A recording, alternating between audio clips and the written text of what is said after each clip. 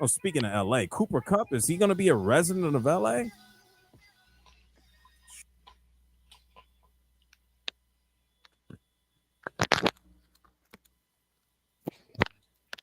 Sure, he's. Oh, yes, he's smacking, destroying the Knicks. 99-70. Ouch. You are live on HBCU Coach's Corner, and I am your host, Rocky Miller, along with my co-host, none other than Mr. Campbell, the Rattler himself, and the man you came to see, Johnny Cole. Coach Cole, before we get started with the show tonight, I just want to know, how you doing, Coach? Man, I just want to let y'all know, am I the coach or what? Am I the coach, Coach Bishop? Did I call one? We'll get to it. Did I call one? What you call, Coach? What you want? Let me ask you a question. Were you the coach the last 5 minutes, 60 minutes, or were you the coach the first 55 minutes? That's what we got to know. Because the first 5 minutes wasn't nobody the coach. Hey, then everybody that picked Jack State, and I was in the stadium, and everybody and their mama was quiet. You couldn't even hear a baby cry up in there. That's how quiet it was. Well, I didn't know that you get a win for playing for 55 minutes. No, I understand that. No. But these folks thought they were going to come up here and run us out the building. And all I know is it was a great game. But I just want to know, like I say, listen, you picked it. Everybody that picked Jack State, they picked it. Let me say, I'm doing great. Rocky. And, man, I voted today. And I feel good about that. I got that out the way. Very important subject, to me. I had an opportunity to go coach. Go analyze Bluefield State versus Bowie State on Bowie State's homecoming. And the greatest thing about that is Howard had their homecoming, Bowie had their homecoming, and Maryland had their homecoming. The city was on fire. There wasn't nowhere that you could go that you couldn't get a line or have a line to get in. So, man, it was an exciting weekend, and I got a chance to see a very true friend of mine. We talk about HBCUs. Her name is Angela Cripe.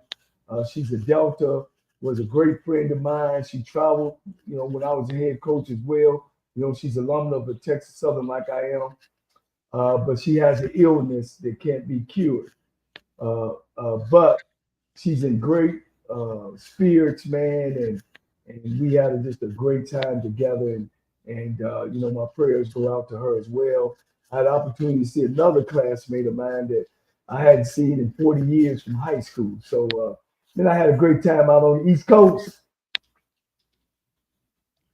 Hey, guys, I had a great time, Coach, as well this weekend. I got a chance to go to my first HBCU homecoming, and I'm glad I went to Southern University for my first HBCU homecoming.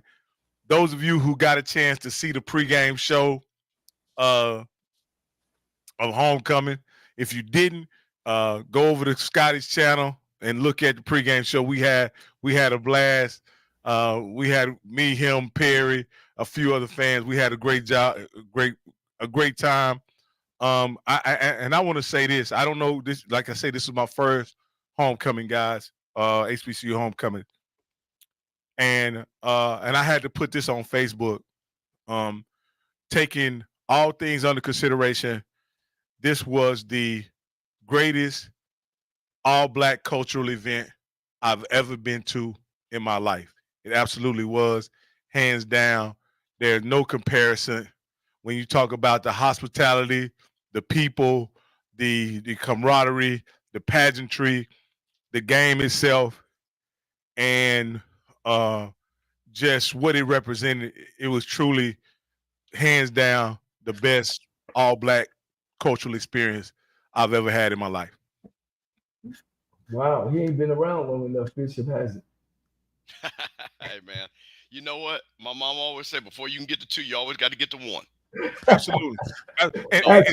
Don't ever count 2 until you get to 1. That's so right. the thing that listen, Southern is an amazing place. Yes, it is. So now, Rocky, what you got to do, like so many people do, you got to make your bucket list.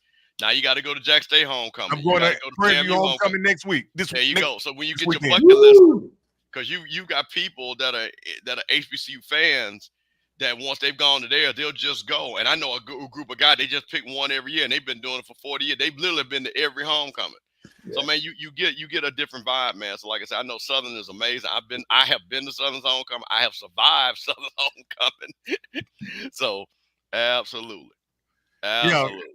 And even the things that the Southern people as a community like complained about, so to speak, I found very much tolerable, you know, considering the other things that I've been a part of. You know, there were people complaining about the traffic. If you ever tried to get in and out of the State Fair Classic, it's pretty difficult. You know what I mean? And their State Fair Classic is pretty tough. Then they talked about the number of golf carts that were at Southern. I found it to be really neat to see all the people with golf carts, and it was like a golf cart show. You know what I mean? A golf cart show. You had them with rims and stereos and decked out and paint jobs and decorated. It was sensational, man. It was like I say, it was a great experience. And then I guess at the tailgate was Varg, man. Varg laid it out for me and Scotty and Key. I know he did it for his people, but us being there and just taking part in it, meeting all his friends, all his comrades, all his classmates and alumni, man, they treated us well. And like I say, it was absolutely sensational. I know you guys who are HBCU veterans who go to homecomings all the time, all over the country, and you guys are used to it. For a guy like me who hadn't had that experience, the only time that I've been part of tailgates and things of that nature are at Dallas Cowboy games and at Saints games and stuff like that. And that's a crowd. We have to go look for our people at those games, to be perfectly honest with you. But to be in an atmosphere where 360, wherever you turn, it was our people doing our things, playing our music, doing things familiar to the culture. It was absolutely sensational. And even though people were complaining about the attire, mainly that the young ladies was wearing, again, being a 54-year-old man and understanding what Uncle Luke did to the culture when I was a young man, and Two Live Crew and all that kind of stuff, I'm not going to sit here and complain about those people, understanding that doing the butt and biker shorts and all that kind of stuff, we was all part of that growing up. So I'm not going to criticize those young people for being young people. It was like I say. Thank you. Rocky, let me just say something, because I want to get to my part. Because all of y'all that's criticizing, y'all were the same people in college that had them Daisy Duke shorts on, biker short. If you don't believe it, go look at any Salt and Pepper video, Puppet video, and Luke video. That's all y'all parents and grandparents now. So get off of them kids, because first of all, those are your kids. So stop tripping. Leave them kids alone. Y'all were doing the exact same thing. Luckily, we didn't have no cameras. Yeah, we didn't. And yeah, man, but like I say, it was a sensational experience. I look forward to visiting Prairie View, and I'm gonna do something. I'm gonna try not to do something that many people do in this space, is to compare one experience to the other. I'm gonna try to. I enjoy Southern. The cool thing about Southern's experience, I didn't know what to expect. I came there with a clean slate, and what I expected, it exceeded any expectations I had, because I didn't have any. I'm gonna go this weekend to Prairie View with no expectations as well. And whatever I am able to experience there, I just want to have an enjoyable time. And I'll probably know a lot more people at the Prairie View tailgate, because I have many of my friends and classmates and people I work with and grew up with who are Prairie View alumni, and I'm looking forward to getting with those guys and just having a good time. So it was, like I say again, it was absolutely sensational, Coach. But we got some business to handle, Coach. I'll step aside and let you introduce our featured guest. Hey, man, we got a very special guest, a guy that I actually coached, and he was also, he went on to not, play at Texas Southern. He went on to play pro ball for a year. He's a businessman. Him and his wife is a superpower couple. He's a family man as well. Right now, he's the assistant head coach at Alabama State and defensive back coach. And he'll tell you some of his accomplishments. He actually had one of the best 7-on-7 programs in the nation. He's got first number to a lot of these outstanding coaches, Kirby Smart, Nick Saban. He got them on all speed dial, but now that he's coaching Alabama State, he's taking on another feed, and he'll tell you about the guys he coached. We call him J-Dub. I want to bring on Coach James Williams. What's up, fella? How you doing? Man, how you guys doing? I heard the whole homecoming thing. That was you have a lot of traveling to do, young man. A lot of traveling to do. I'm just gonna tell you, because you haven't been to the Bayou Classic, the Magic City Classic, the Orange Blossom Classic, the Soul Bowl. I just hadn't been to homecoming. I've been to some classics, just not homecoming. Okay. Well, it's great, man. I don't regret anything about the choices I made about going to HBCU. I think it was one of the greatest experiences I ever have in my life, to get a chance to be coached by some great men and be able to be groomed to be a good man. And so that was a great experience I had going to Texas Southern and playing for Coach Cole. Yeah. Coach, man, look, you finally got on the level. You jumped. Hey, you're another one of them cats that jump line, but you had style behind you, you know, and you was able to jump to Alabama State, which I thought was a great hire. You're still young and energetic.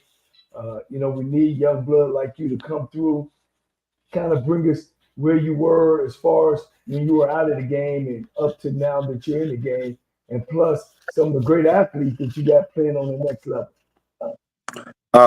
Well, you know, when I finished up playing pro ball, I got an opportunity to play with the Oilers and be there on practice squad for a couple of years, and then went to NFL Europe and played for 3 years, and bumped around a little bit. Went into banking after that for about 14 years. Met my wife, just trying to live my best life and live my dream life. And so I started a 7-on-7 program, and we produced 187 Division I football players in a 5-year period. So I got a chance to rub shoulders with some of the top-notch coaches in the country, understand the Power 5 programs and how they operate and how they run. And when Coach Robinson got the job, I called him to tell him congratulations, and he asked me would I come coach. And like you said, skipping the line, but what God got for you, no man can take, and you can only give it away. And so when I got that opportunity, I seized the moment and went in. And just like you taught us, you know, Coach Cole, one thing I will say, playing for you, you were always a leader of men. You were always stylish. So they talk about me because I dress so clean, but I got it from the best. What you were saying, what Deion said before he ever said it. That's just a trend. Hey, you were saying it before he ever said it. And so, and I learned something from that experience, just to tell you the truth. When you see a man with style, charisma, and especially a black man that's sure about himself, you want to emulate that. And that's one of the biggest things I took from you. Young people will emulate your greatness, but if they never see it, how can they get to it? And so you really inspired me as a 17-year-old guy coming to college. You didn't spare the rod either. You were tough guy. And but it helped me develop into an excellent football player and even a better man. So, and you know, now I'm here, got the opportunity to come here. Keenan Isaac is with the Tampa Bay Buccaneers. This is his second year. Mikey Victor went in with the New England Patriots this past year. My other 6'4" corner. I have a corner this year who I feel is one of the most talented guys I've coached, James Burgess. He's 6'3", 195. He's having a great season. I think he's 7th in the country in interceptions right now. Caleb Offer, my other corner. I have 2'6", 2'6'3" guys, and they both are NFL prospects. So, you know, it's been a pleasure to coach those guys and teach them how to be good men. Yeah. Coach, hey, man, I'm going to jump right in it. Playing Florida A&M. Man, you guys played them tough defensively. I know you can speak from the defensive side. What were some of the things that concerned you guys And if you was rating your defense versus them, how well did y'all play against them? Well, actually, I'll give us a B. Because some of the things they wanted to do, we were able to take away. And the biggest thing is to stop number 2. He was their go-to guy. He was making all the explosive plays. And if I'm not mistaken, he had 13 targets and 28 yards. It wasn't enough to win us the ball game. I don't think they had over 300 yards total, probably about 250 in that range. So, we played hard. We just didn't make enough plays to get us over the hump. Yeah. Let me go back to you said you started a 7-on-7 program. Where did that program start? And do you have any other guys besides the guys that you actually coached personally that left that program and went to the NFL? Yes, well, Carrick Wheatfall, who he's in Canada now, but he went to the Philadelphia Eagles when he came out of Fresno State. We have about 7 guys that were currently in the program that are coming out this year. Mekhi Hughes at Tulane University. You just saw Chandler Rivers on television the other day get a pick 6. And actually the guy that threw it was my quarterback. So that was a crime on crime against 2 former teammates. And we also have Reggie Brown that's coming out of Tulane this year, tight end. And what city was that, Coach? You started that program in? I started in Houston. We started about in 2014, and then it morphed into something else. And it grew out of control. And I moved to Memphis. So I kept the Houston branch, started the Memphis branch, moved into Arkansas, started getting kids from Birmingham, kid that's, my best friend, it's his program now. So I'm no longer involved. But we now have a kid that was the #1 corner in the country that's committed to Ohio State, Naeem Alford, and then Cade Phillips, who just committed to LSU. And those kids were there when they were 12 years old. So I've been around those kids since they started playing football really at a very competitive level. My last question, I know your aspirations is to become a head football coach. Kind of tell the audience, we got people all over, Coach, East Coast, West Coast, South. Give us some of your philosophy, why you think you should be a head coach, and just kind of explain it to it. Tell us, because you're one of our young up-and-coming guys, and then we definitely need up-and-coming good coaches. So you got the floor. Okay, well, I think one of the biggest things that's a lost number, everybody thinks about scheme. Scheme is good, but the biggest thing is if you don't develop the man, you won't get the football player you want. On every level, when kids truly realize what it is to be a man, football becomes so easy. But if you can't sort your way through life's trouble, you won't be able to sort your way through it in a game. The one thing I love that Coach Robinson says that I incorporate into what I do also is win the day. And everything we do right now as grown men, we have to win the day. If you can't win the day, tomorrow doesn't even matter. And so being in position to change lives, that's number one. Number two, when it comes to a philosophy of football, we like to play violent and physical football. I'm like you, whatever I get into in football, I'm going to get me an awesome offensive coordinator because I like points. I like to light it up. And so at the end of the day, I want to be an exciting team. I don't want to do anything that's not exciting. I'm a flashy guy. I'm going to be flashy. I'm going to talk. I'm going to be me at all times. I'm a confident man, and I'll have a confident team because kids go as you are. And whenever I get in a position to have my own, we're going to be a strong, powerful team for years to come. We won't be a one-trick pony. We'll continue to compete at a high level, and we'll work. The biggest thing that's missing in college football now is the work. Everybody wants the result with no work. And everybody sees what happens in the end when you win the championship, but nobody sees all the work that goes in the middle. And if you're not willing to do the work and you're not going to get the results. And I told the kids, actually, I said this today, when we talk about education and football, why I think it goes together and people really need to think about what I'm about to say. If you are not willing to do your work, to take care of the life you'll have later, then you are not going to work hard for me or this program.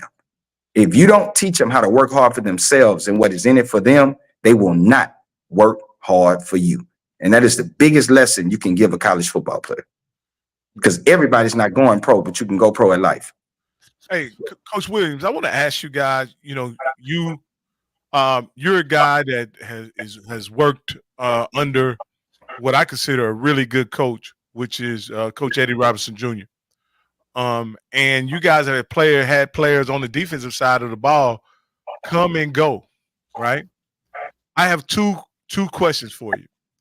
What has been the secret ingredient, if you can give it up, of how you guys have had such a consistent, dominant defense, but yet struggle on the offensive side of the football as well? So, if you could answer both those questions as honestly as you can, I would greatly understand. Well, I'll start with the defensive end. Our coach is a defensive coach. He played 11 years in the National Football League. We played in the SWAC against each other. Alabama State at the time always had a tough defense. And the defensive coordinator that he hired, to say it in our terms, he a dog. Coach Ryan Lewis is a dog. And so the culture that we have set is irreplaceable. And so when you bring kids in, they play under a culture that you have to adapt or you won't survive. And so you don't have a choice but to play defense the way we play defense, or you will not be a part of this program, period. To go to the offensive question, I just think we've had a string of injuries and bad luck, things that just happen that you can't do anything about. And so when those things happen, you just have to be as consistent as possible and do the things that you can do to win football games. So I don't think it's just a thing that you can put your finger on. But I just think trying to figure that magic potion out to set the culture the same on both ends. And I think we're heading in that direction. Go ahead, Mr. Campbell. Coach, thank you for joining us. Coach, Coach Cole is going to talk a lot about football and your coaching career. But, Coach, I looked at your bio, and the thing that stuck out to me was you were in banking. And I wanted to ask you two questions. Coach Eddie Robinson, as you said, great all-time SWAC player, played 11 years in the NFL, but he was in real estate. You went banking. Mm-hmm. How does that diverse experience help you, one, with actually coaching? Because banking is very analytical. Things you have to understand. Coach Robinson, the same thing. But also the part where you can say, not only did I play in the NFL, but I worked at a Fortune 500 or corporate job. How do you use that to, coach your players, and also to tell your players that by going to an HBCU and getting an education, you can do so much more? How do you use that, your past experience, to talk to your players? I guess it shows up in the success factor, because I've had adversity in my life, and the things that I've been through to be successful, it wasn't easy. So it's easy to coach from experience and tell them what it looks like. See, you can't tell somebody what it looks like if you haven't been through it. And it's a lot of people that are in the profession that I think, I won't say a lot, just people in general, in whatever you do, that will try to explain something that they've never had that feeling. I've never been on the offensive side of the ball at a point, except when I played for Coach Cole, where we scored points. I'm just being honest. He was a guy that scored points. So I knew how it felt. I knew what it felt like to be explosive. I knew what that felt like. So in doing this and all the things that I've done for a living, I've been able to actually open myself up and give these young men an experience. And just for example, like a lot of the guys now are asking more questions about life after football. I have my own book on Amazon. It's called Discipline, Vision, and Sacrifice. And it's 10 very powerful questions in there. And so when they answer those questions and they give me that book back, you have to live by what you tell me as a man. And so being able to make people write things down and hold their feet to the fire changes the culture of a young man, the way he plays, the way he lives, the way he goes about his business. Because if you don't do that, when they hit life, Instagram will fool them into a life that they will never see or never have, because they don't understand what it really looks like. Coach, that is amazing. I think it's so important, because I think, and I will say this, we have a interlap because of our segment, the SWAC and the SEC. And we know that's the first thing here. Our guys go ahead and go pro, but you never hear them talk about the other part of life. And I know so many players, because again, I had a lot of friends that played in the SEC. I have a lot of friends that actually coach in the SEC now. And the one thing behind closed doors, they say, man, we really don't talk to our guys about anything else but football. We really don't talk to our guys about anything else but football. That's all they talk about 24/7. And I'm sitting up, I'm not in the NFL anymore, and I knew I had to figure out another way. So I just wanted to bring that out because I think that's just so important, because when you're a coach at HBCU, like you said, it is not that you're just coaching football only, because you're going to coach experience and you're going to lead these young men. So I wanted to put that out there. I'm going to get back, because I'm going to get back to you by being a defensive back coach, because you got a couple of games that them defensive backs might be getting tested, coach. So I'm going to let Coach Cole get back at it. Well, James, you know, you got your boys watching you too, so I want you to let you know. You got all your boys from Texas Southern back. You know, he actually played with Mike Strahan as well. Yep. Hey, coach, y'all got great defense. You got to back your boy. I already got one part of what I thought was going to happen. I said Jackson State would beat Florida A&M because Florida A&M is not a consistent scorer, but they got a great team and a great coaching staff. And of course, Jackson State outscored it. But I got y'all beating Jackson State because I think y'all played great defense. Now, I do wish y'all had a quarterback, but talking with Coach Rob, it seems like y'all might have found one.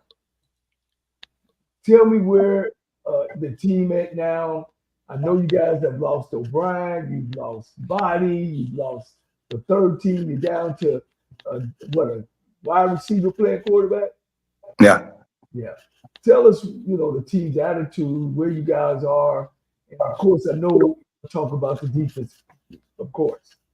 No, I can talk about the team. I think when you have continuity and players that actually play for each other, if you watch any of our football games, watch the whole game and tell me if you saw anybody quit, no matter what. And that came from off-season work and spending time together. And so we are in probably one of the best places we've been in, I feel, actually, because adversity is key. We have went through the toughest things so far this season we could go through. We got a whole nother half of football to play. And these kids are ready to play some more football and win, not just play, but win. I heard them talking today about all the tough stuff we went through together, and it was so refreshing in the meeting. And they are talking about it, how we just need to stick together. We have this thing, you know, and listen to this closely. You know, they are going to say everything great about you when you're playing good, and they should. They are going to say everything bad about you when you're playing bad. But we are not concerned with they, because we know who we are inside that building, who the coaching staff is, and how we believe in each other. And I know people say that as a cliche. Oh, we know, but we really, if you pay attention to how we play, you don't see players going off on each other behind this and that. We will win by 1 point if necessary. We do not care. A win is a win. So whoever has to play us better bring their lunch pail, because there is no quit in what we do and how we play. And so hard-nosed football, knowing how to get the win. These 6 games have taught us a lot. We got a second half of football to play, and we are right where we need to be in mid-season form. And I think we're going to make a hell of a run. Yeah. Well, hey, look, one of your old teammates texted me, so I got to get this in. Because, you know, we Texas Southern Pride. Ike said he'll see you this weekend in the Magic City. He's trying to get on the show. I'm mad at Ike, and he know why. I am mad. I love Ike, and Ike is like a big brother to me, and he know why I'm mad. I was gonna take care of him. He know what I'm talking about. I got you, Ike. Yeah. You know, I know you're at Alabama State. I know this ain't this, and I shouldn't say it's a stop, because it ain't like you're trying to get out. You've had opportunities to do that, but you chose to stay in black college football. Can you kind of go over that and talk about that as well? Well, you know, Coach Robinson and I are friends first. And I think people forget when people actually give you an opportunity to do something that you love. And I know that it put me further ahead. I never had the GA, I just GOD'd. And when you get in a situation like that, the least I could do is not just, okay, we had a great year that first year, and the second year, just say goodbye. If I, could have, would have, opportunities I had just to take it, or just because. And anything that has ever come across my plate, I've sat down and have a conversation with him, my family, and most of all, God. And I know right now I feel like I'm in my purpose. And when God changes my plan, I'll move. But I don't even think about that, because right now I am where my feet are. Remember, you used to always say that, be where your feet are. And I am where my feet are. And I really love the opportunity to work with kids that look like me, been through what I've been through, going through a lot of things that are similar and things that I know I can help them with. And that means a lot to me. Coach, speaking of being where your feet are, you're coaching in probably one of the more difficult eras in college football. Meaning that you guys are recruiting players to come to your program. You're getting kids, you're trying to recruit kids or retain kids. And you're also having to say to a kid that if you play at a certain level, you also may have an opportunity to elevate. What makes that coaching during this time more difficult as it relates to keeping kids focused on where they are and not distracted by the opportunities that may present themselves in the future? It's not difficult. I promise it's not. You want me to tell you why?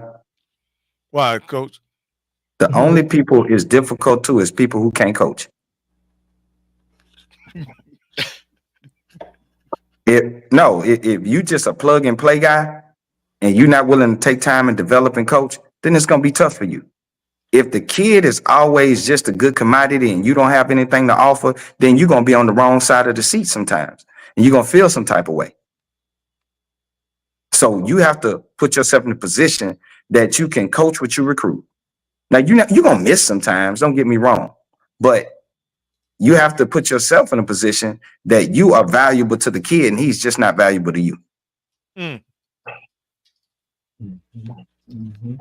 He's been taught well, guys. He's been taught well. No, I mean, coaches are afraid of kids leaving. Kids should be afraid of you leaving. Like if the relationship is just transactional, you won't keep him. Yeah. And we have too many transactional relationships, so it's easy to leave. Yeah. Well, from an observation standpoint, and you got to understand, I'm not in coaching, I'm not in sports in any capacity, but what it looks like is the majority of those relationships that are substantive in major college football, based on the opportunities that are presented to do things other than play, don't usually go to kids that look like us. So I think the relationships are very much transactional. You know, when Kirby Smart brings on a quarterback coach or GA, or they don't look like us. Well, I won't say that, because they don't show the cases as they should probably when they do look like us. Okay, gotcha. So always remember, mainstream media will show what they want to, but there are people that look like us getting opportunities. There are people like us that are in good positions. It may not be the number that we desire, but in anything you look at and what we do, we don't have the numbers we desire. So we can't just push coaching out and say, oh, it's like that here. That this is where we are, and we cannot make excuses. We got to find a solution. We can't always say what's not. We have to find a solution. Like, we have to make what we do stronger and better, and then we can do and have more. We have more games on ESPN than we've ever had in the history of Black college football, probably. So change is coming, but we have to make the change. Put a good product on the football field. Yeah, that's it. Well, Coach, you guys are coming to the Magic City Classic. Yes. You got Alabama A&M. You know, it's one of those. It's one of those big games. 70,000. Yeah, I've sat on that sideline before, and you know, is there anything that concerns you about Alabama A&M, or you know, they had a big game last week, put up a lot of points. That's Coach Maynard's deal. You know, what and how you guys gonna go about getting them? You ain't got to give us the secret. You just give us the total outlook. Well, you know, I ain't gonna give you the secret, but I'll tell you this: Coach Maynard is an excellent coach. Great guy. Love talking to him. We joke all the time, but with this game, it's not even about the coaches to a certain extent because it's such a rivalry that you could throw your records out the window. Honestly, we just have to play a tough brand of football, be consistent, play great on special teams, and continue to do what we do. And I think it'll take care of itself. I think the guys are ready. So, Coach, you know, before we let you go, I want to ask you this, Coach. As a coach, you've been part of this game. How many times, Coach? This is my third time. So you had 2 games. How did you guys fare in those previous? We won both. You won both, Coach. What did you say to those people that it's about time for Alabama A&M is about due? It ain't about when is your time. See, now you're being messy. You're being really messy. Golly, being messy. Every year, every week, we get this. I'm just asking. I mean, some people would say, Coach, y'all done had a good run. Y'all done won 2 Magic City Classics in a row. As heated a rivalry as this is, what would you say to those people that say A&M is about due? This is going to be the year. Well, let me tell you this, and you know this how people act. You ever heard somebody? You're gonna like this one. I know you're gonna like this one. When something good start happening for them, they think something got to go wrong. Ooh, something got to happen. Things going too good for me. You ever hear that? Yeah. When people say that, I ain't like that. If it's going good for me, it's gonna stay good for me. Thank you. So that's the best way I can say it. So that's it. It's gonna stay good. That's all I can say. Coach, let me ask you a couple of football questions real quick before we let you go. So we are Come talking on. about Alabama. I got time. You, the defensive back coach. Looks like that Alabama A&M have settled in on their quarterback with Xavier Langford. Had an outstanding game against Bethune-Cookman, threw for over 300 yards. The wide receiver core looks like they're getting together. Keenan Hambrick had 111 yards last game. DeQuan Welch, 61 yards. Barry White, 90 yards. And, of course, Donovan England with 125 yards. What, with your position group, are you going to focus on when you're looking to play Alabama A&M? Just being who we are. Just attacking and being who we are. That's the only thing I can say because they have a talented group, very talented group. But I think we have a talented group also. So I think that'll be one of our best matchups of the year. Because, you know, the most important game is the one you're playing. And so keeping our guys dialed in and focused at all times. And that's the biggest thing. It's not about game plan. This game comes down to football. It's just hitting, tackling, catching, knocking the ball down. That's all it is in this game. You see how I danced around that? You like that? You ain't gonna give me y'all messy. Y'all are messy. No, coach. No, I didn't. No, coach. Listen, I did not ask a messy question because I know these are players that you all, I'm pretty sure, have on that board to say, hey, these are the guys that we got to stop. A lot of people want to. You know it. Yeah, so those are the things. After a big game like that, you have to respect them. So this is, you know, it is what it is. Well, Coach. What I'm looking at is, Coach, and this is just my assessment. Okay. For the past 3 years, Alabama A&M has struggled, in my opinion. You guys are the ascending program, right? You guys are on the uptick, right? They're on the downtick. So conventional wisdom would think is y'all would keep y'all foot on their neck as y'all continue to climb up to the upper echelons of the SWAC, right? But you say, hey, let's throw the records out the window. The records don't matter. I tend to think the records do matter, and everything is pointing toward an Alabama State dominating victory. But, Coach, how do you stop your players from being complacent? Because they see what I see, Coach. They see them losing. They see them not having subpar seasons, and you guys, they know where you guys are ascending to. You guys have had your challenges, but even through those challenges, Coach, you guys have figured out a chance to win. How can you keep your players from being complacent and just saying, we got this? That's Alabama A&M. That's the easiest question I think you've asked me this whole time. Because every day we just win the day. That's it. We don't worry about what didn't happen, what's going to happen. We take it one day at a time, I promise. And you take care of that day and it gets you to the next day. And so just because you win Tuesday don't mean you're going to win Wednesday. So we got to keep winning every day till we get to Saturday to play the game. I'm just being honest. So if you want an honest answer, we just trying to win the day. That's it. I'm not going to put the cart before the horse. Not going to do it.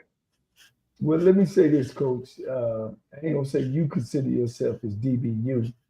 Listen to one of the greatest players to ever play defensive back.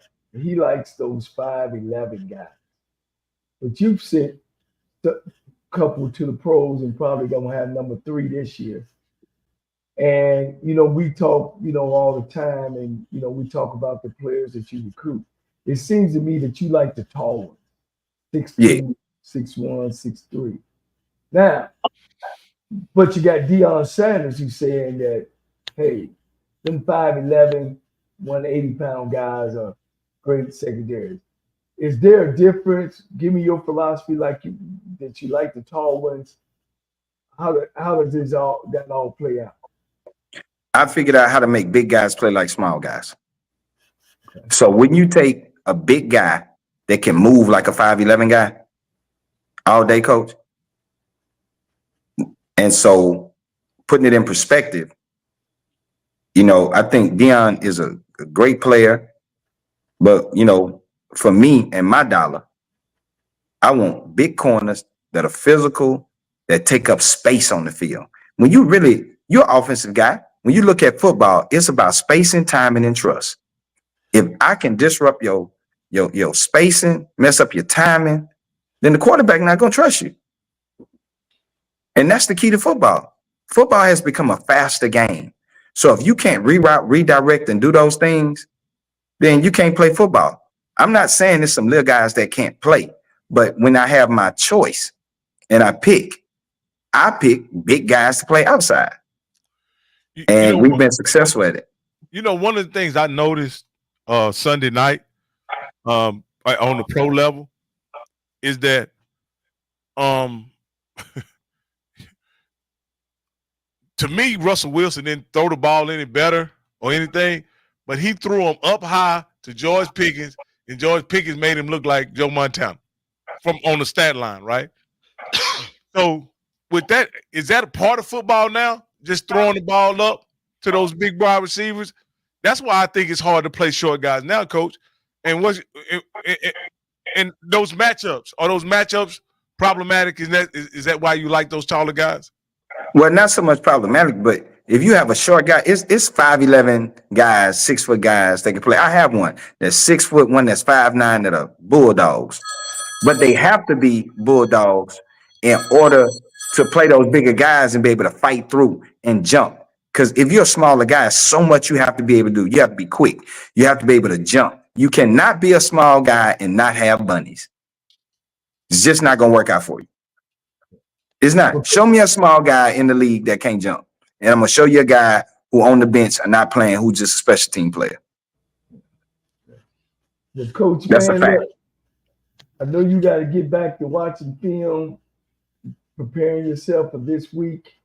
It's a pleasure for me to see you all grown up. You've always been a first-class individual. You, your family, I know the relationship between you and your brother, who was a heck of a player too, man.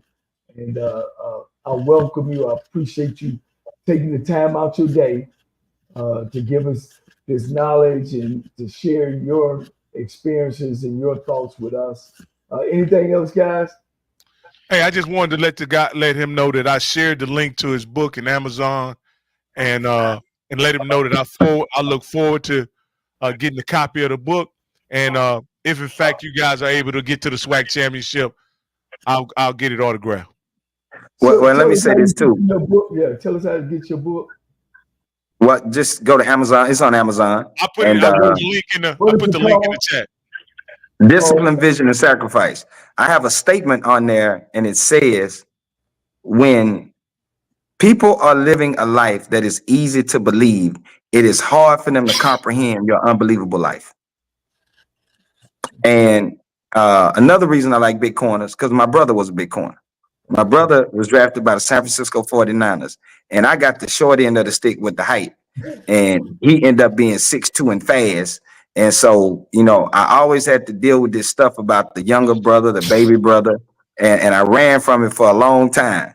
But when I embraced it, I went from, because now Coach Cole will tell you this now, I was a really good running back. Yeah. I could tote the rock. Yeah.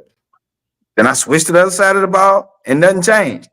So again, a dog is a dog. Please understand that. Yeah. Now remember, I had 8 to be. I was a baby of 8. So you're right. When you embrace it, man, you kind of take off. Appreciate you, Jay. Yeah. All your boys. Man, thanks for having me on, Coach. Hey, thank you, man. Of course, we're going to reach back out to you again, kind of talk to you. You know, we spent spring ball with you guys. And, oh, yeah. You know, I can't You're always welcome. Keep on getting after it, man. And good luck the rest of the way. Man, thank you guys for having me. Thanks, all right, Coach. Thank you for everything. All right. Appreciate it. Oh, man, Coach, you got a hell of a coaching tree, Coach. Yeah, you got to have. I know he didn't coach on you, but he played under you. So he's just another very impactful guy that you brought on the show again. Just a credit to you as a coach and a developer of men. And it's always good to hear how you impacted those young men's lives at a very young age, and to see how successful they are still today. Hey, we got us a caller, man. Let's go ahead and get on caller. You're live on HBCU Coach's Corner. If your number is 3669, what's your name and where you calling from? Hey, man. You don't want to talk? No, I guess I don't know what. Go ahead. Hey, man, you can't listen on your TV and then talk on the phone. You got to talk on the phone and get away from your TV.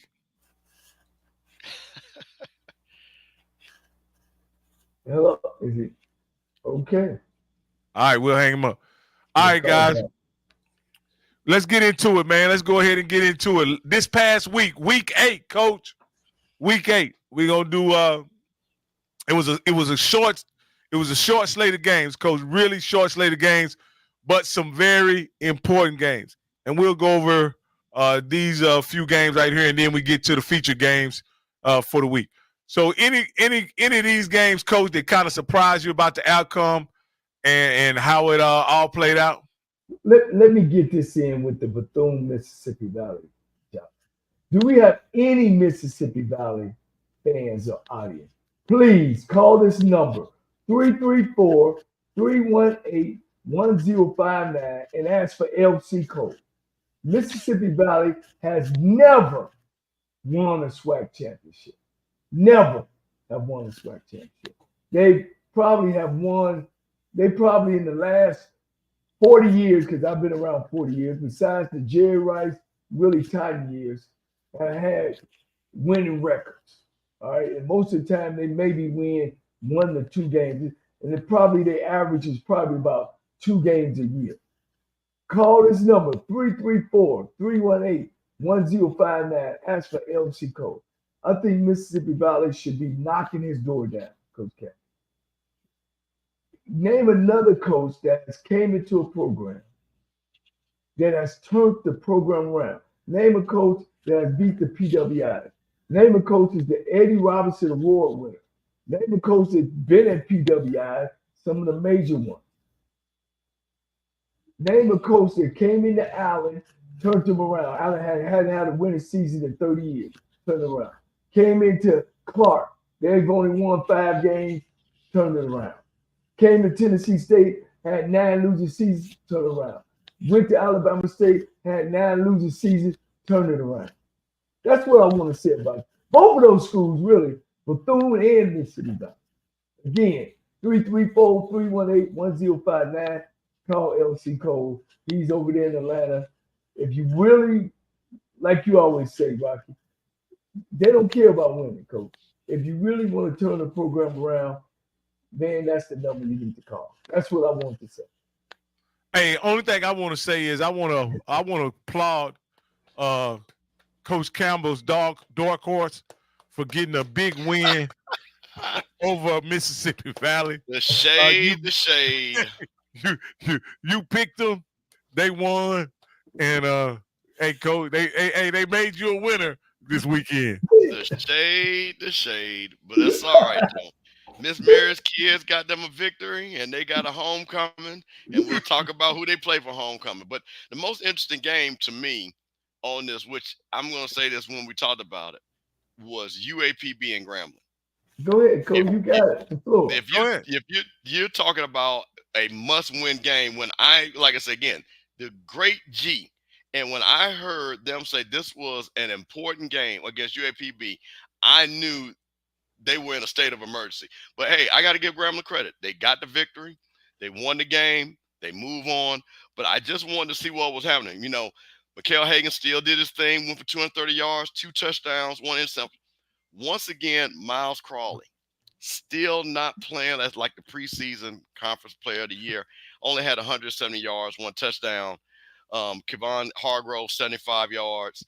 So again, Grambling scored 31 points, UAPB 21, but they did get the victory on homecoming, and they move forward to the next game. Can I say, add to that, my resources called me and told me the problem is Crowley is not reading the defenses right. So they got a little problem with him, and I'm seeing that a lot with some of these preseason All-American quarterbacks. You know, that they're going into these games and not doing what they're supposed to do. But then again, I say it falls on the coach. You know, at Clark University, right now he's either number 1 or number 2 passer in the country. But the bottom of the quarterback is, to me, is known 2 ways. Is he winning football games, and is he completing passes? And I think, and of course, his leadership ability plays a major role in. So I just want to add that to what you said, Coach. And like you said, they did play, man, but they're struggling offensively. Well, let me ask you this here, Coach. Is it an improvement when, as a player, as a quarterback, you've been plagued by turnovers, and you're able to get a victory without committing a turnover? Would you consider that improvement? Yeah, I mean, you know, anytime you improve any facet of the game, whether it's special teams, offense or defense, or turnovers or penalties or possession, is good. It means we're moving in the right direction. And hopefully that you can stand on that when you meet and stuff, and make sure you show the team how important it is in winning football games. All right, Coach, we got a caller. Caller 5540. You're live on HBCU Coach's Corner. What's your name and where you calling from? Good evening to you all. This is Chuck Hunt calling from Monroe, Louisiana. Hey, what's up, Chuck?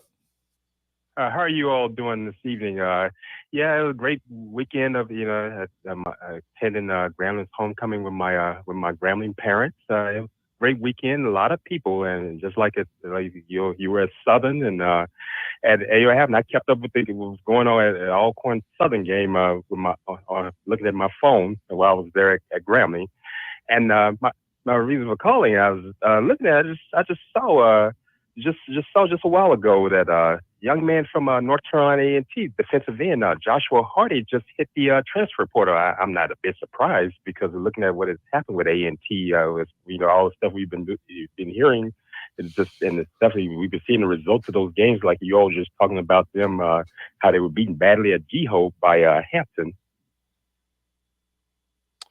Well, as we talk about North Carolina A&T, They bailing water, coach. I mean, that's not surprising. They are getting beat by like man. Mr. Campbell has a saying for in camp. What you say? They used to beat they used to beat the blacks and lose to the whites, and now they can't beat the blacks. Can't beat the blacks. Well, that's what they said. They can't beat the blacks now. Well, we talked about North Carolina A&T, and I pleaded with A&T that group of people that got together, probably none of them never put a helmet on, none of them never been in the athletic round, just talked about the money. The school grew because they won 3 national black college championships. I'm not going to say nobody knew about North Carolina A&T because it's a great program, but once they won, it helped build the school where it is. And I said also that if they don't start winning, then they just going to be an aftermath of a university. And some of those great engineering kids is going there, and some of those great business kids are going there, and some of those kids are turning out to be lawyers. It's going to start making choices to go where the next winning football program is. So it's happening. As you say, one of the top kids probably on your team, their team is transferring out. You're going to see a whole bunch of that. And all they're going to do is get worse. He's going to be at NCCU or South Carolina State, guaranteed. Yes, or Norfolk. I agree. Or Norfolk. Yeah. Anything else before we let you go? Because we're trying to get through these slides, man. No, it's not anything else to talk about. And you never know. He might end up at Morgan State. They talk about their defenses. Might end up there. That's another topic.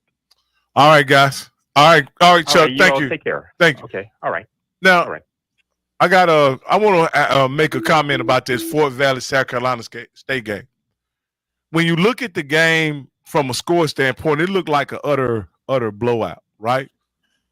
But this game was, if you look at the statistics, it was very competitive, and Fort Valley made an amazing showing defensively, keeping South Carolina to under 250 yards. What do you think about that, Coach? I know you're not into moral victories, but when a Division II team can keep a Division I team under 250 yards total offense, wouldn't you consider that somewhat of a moral victory or an accomplishment in and of itself?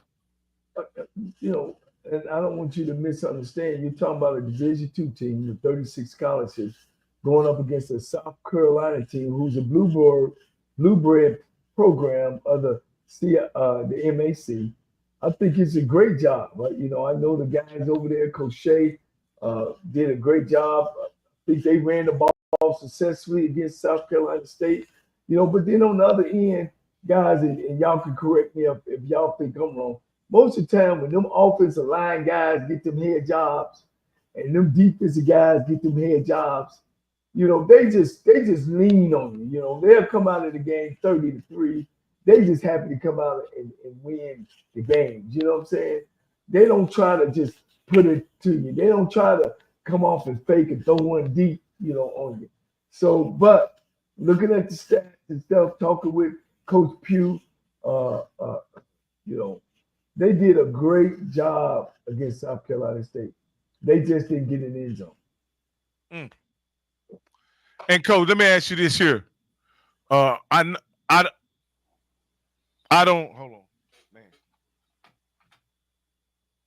Sorry about that, guys. But what I was gonna say is this a situation where I think Chennis Berry and Sean Gibbs. Coach Gibbs, they coached together somewhere, and I'm not sure, but I think they coached together somewhere, maybe at A&T or no, it's probably it have to be maybe at Southern, but I don't Okay. It had to probably be maybe at Southern or because I was wondering if Chennis Berry, would have been in a situation where he have control of the game and just try to keep it respectable, and not, try to embarrass Coach Gibbs and his staff. by trying to put up big numbers. I was just wondering, is that a thing among coaches? And I'll just ask you, Coach. No, Coach. For 60 minutes, you trying to really get after him a little bit. I can remember when we were at Tennessee State, and we played Ron Cooper, who's a good friend of my brother's, and he was at Alabama A&M. We got about 50 on him, Coach, and so we started just trying to run the ball, run the clock out, and he kept bringing heat. And my brother just said, "Man, just score one more. Maybe that might back him off." And we kind of rolled it up in there. They thought we had, had our running team in there, but we had play action off of those, and we was able to slow them down a little bit. But yeah, in one way, yeah, you take the dogs off, but in another way, you lay them down pretty good, Coach. All right, Coach. And this, is there anything? I know the gentleman briefly brought up North Carolina A&T. I know this is in Coach Campbell's footprint of where he has family and he has a unique understanding of what NCAT means to the state of North Carolina. Coach, what's the overall impact of this, Coach Campbell, and what NCAT status is in North Carolina now? And they get drugged. They ain't just losing games; they get embarrassed. That's the thing, and I'll say, well, here's what I will say, Coach. I don't think it will hurt their enrollment. What is hurting is the athletic support of the alumni. That's where it's hurting, because North Carolina A&T, I think, has elevated like FAMU, where it's a great school. People want to go to a great school. But I'm gonna tell you, I know, like I say, my cousin, she is there. She played basketball for North Carolina A&T. I got a lot of people, family that went to North Carolina A&T, and I am telling you, they are not happy. They do not understand. And one of the things that blew my mind, shout out to Josh Sims from HBCU Nightly and BJ Jones. And this kind of blew my mind at Coach. Now, you remember Vincent Undertaker Brown playing in Mississippi Valley. Coach John Sims, now he's a younger brother, so he probably never saw Undertaker play. But he said that he felt that Coach Brown did not understand the magnitude of the rivalry games in North Carolina A&T. That he didn't, and I'm like, and then he said, well, Valley doesn't have a rival, but he played in the SWAC. He played in the vet, got 40-something times. He knows what big games are. He came in that era. He played for the Gunslinger. So my thing is, I can't go with that he doesn't understand the magnitude of the games. He came from that. He's a hard-nosed guy. But what I do think, which I believe is an issue, and I think you talked about it, I think sometimes defensive coaches are stuck in their ways and not innovative, where they get guys to be innovative on the offensive side. And I think this is what we see a lot. I think they want to do 3 yards in a cloud of dust. I think that's just not what NCAT is built on. I think they were built on big offensive lines, running backs, and wide receivers, multiple style offense. And I just think that until they do that and understand that, they're going, hey man, listen, they went on 27 before on a run. They're not too far from that right now. And that's saying a lot how far that program has come. So now, is it because they're in the CAA? Look at Tennessee State. Eddie George kind of got that role. I still think they need to be in a black conference. But I think overall, there is a misunderstanding of the type of players he needs to recruit and also the understanding of the environment that he's coaching in. Well, let me ask you this here, Coach, because this is something where we could take a direct comparison. Sean Gibbs took a Fort Valley team into South Carolina who only had 36 scholarships and really competed much better than NCAT did when they went to South Carolina, to be perfectly honest with you. Can I go deeper than that? And I don't know if he's got 36, all 36, first of all. He don't have a full staff. He only got 5 full-time coaches, Coach. You know what I'm saying? So he don't have the things that South Carolina had. And that's just telling you how good of a coach he is, and how prepared they were for South Carolina. But once again, Chinnisberry, as good as he is, he'll never have a team. And maybe 1 year or so, but he'll never have a team put up 35, 40 a game. That's just not his his DNA. You know, he's gonna make sure that they pound on the ground. You know what I mean? And play time of possession and that type of game. So I guess what I'm asking you, Coach, I'll make a direct question. Would you take a Power 5 assistant or Group of 5 assistant, Group of 4 assistant?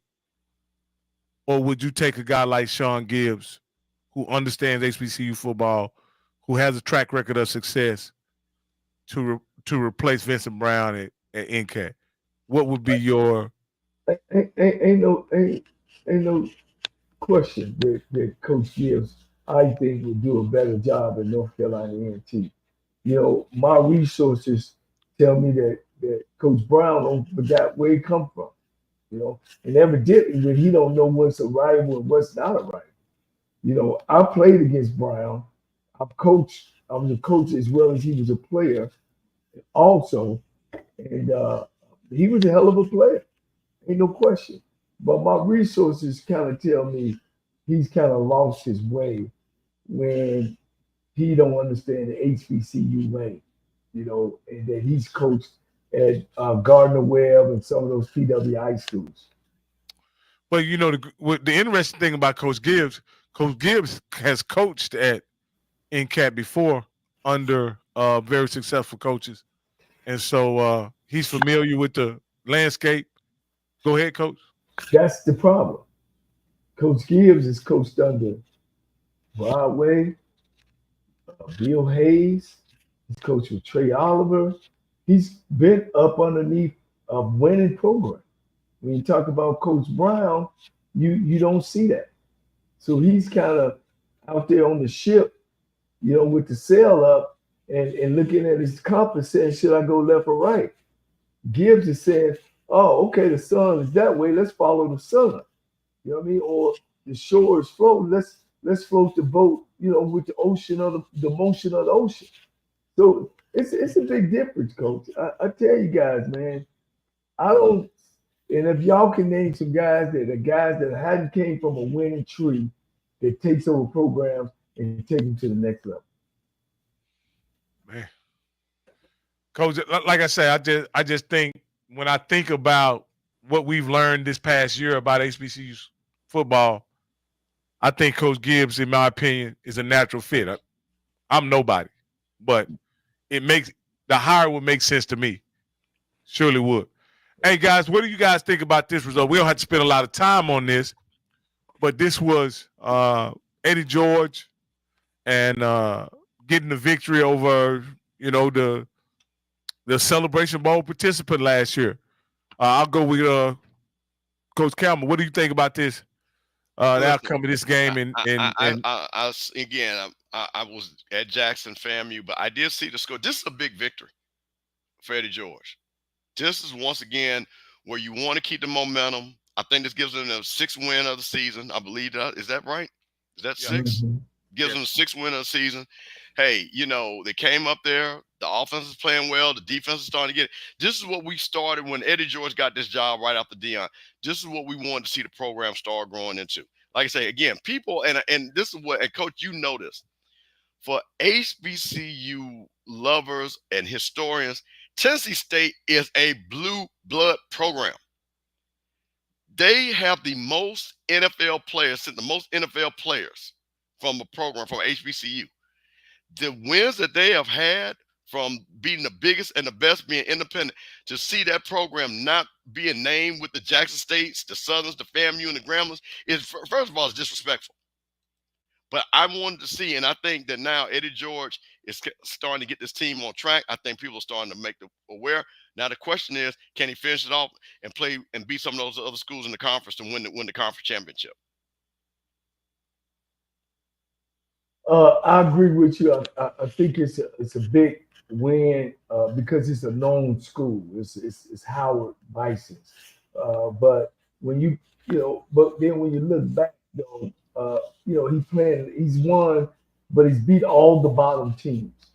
He's beat Valley, 1 win or no wins. He's beat Pine Bluff, 1 win. He's played Bethune-Cookman, Linwood.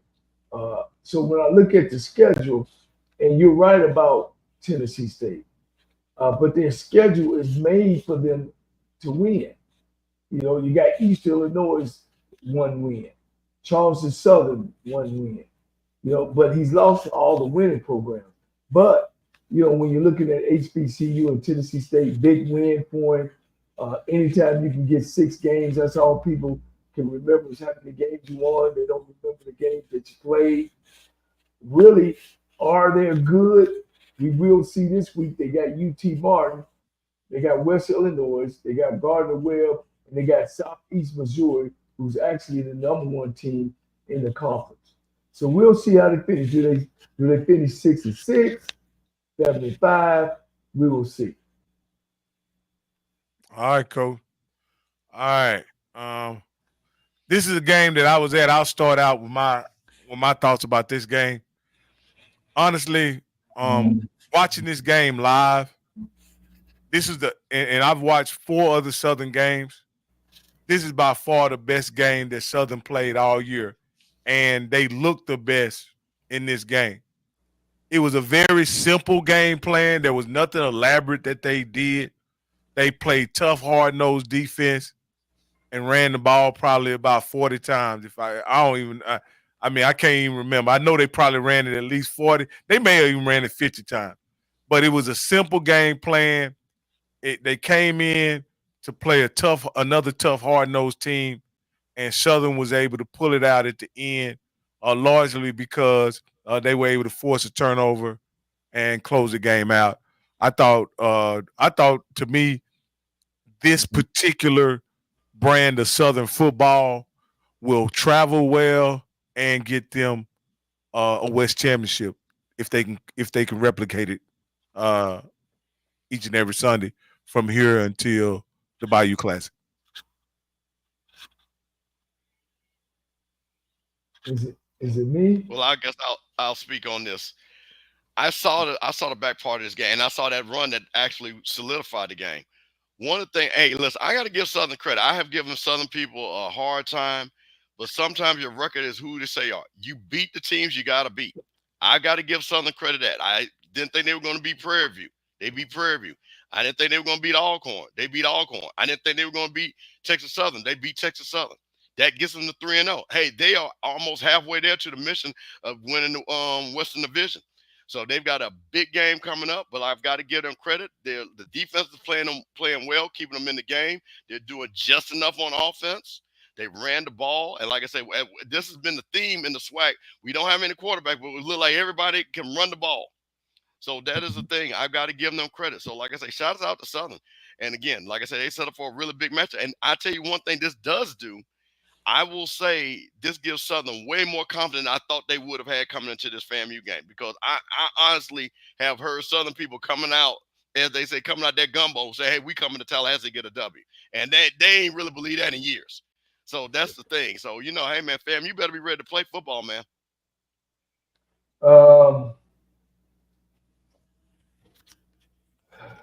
Southern University, very unpredictable. Very unpredictable.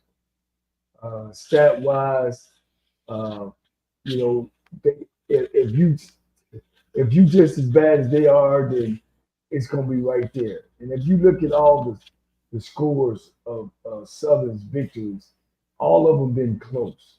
You know, they lose to McNeese 21-7. We watched that game.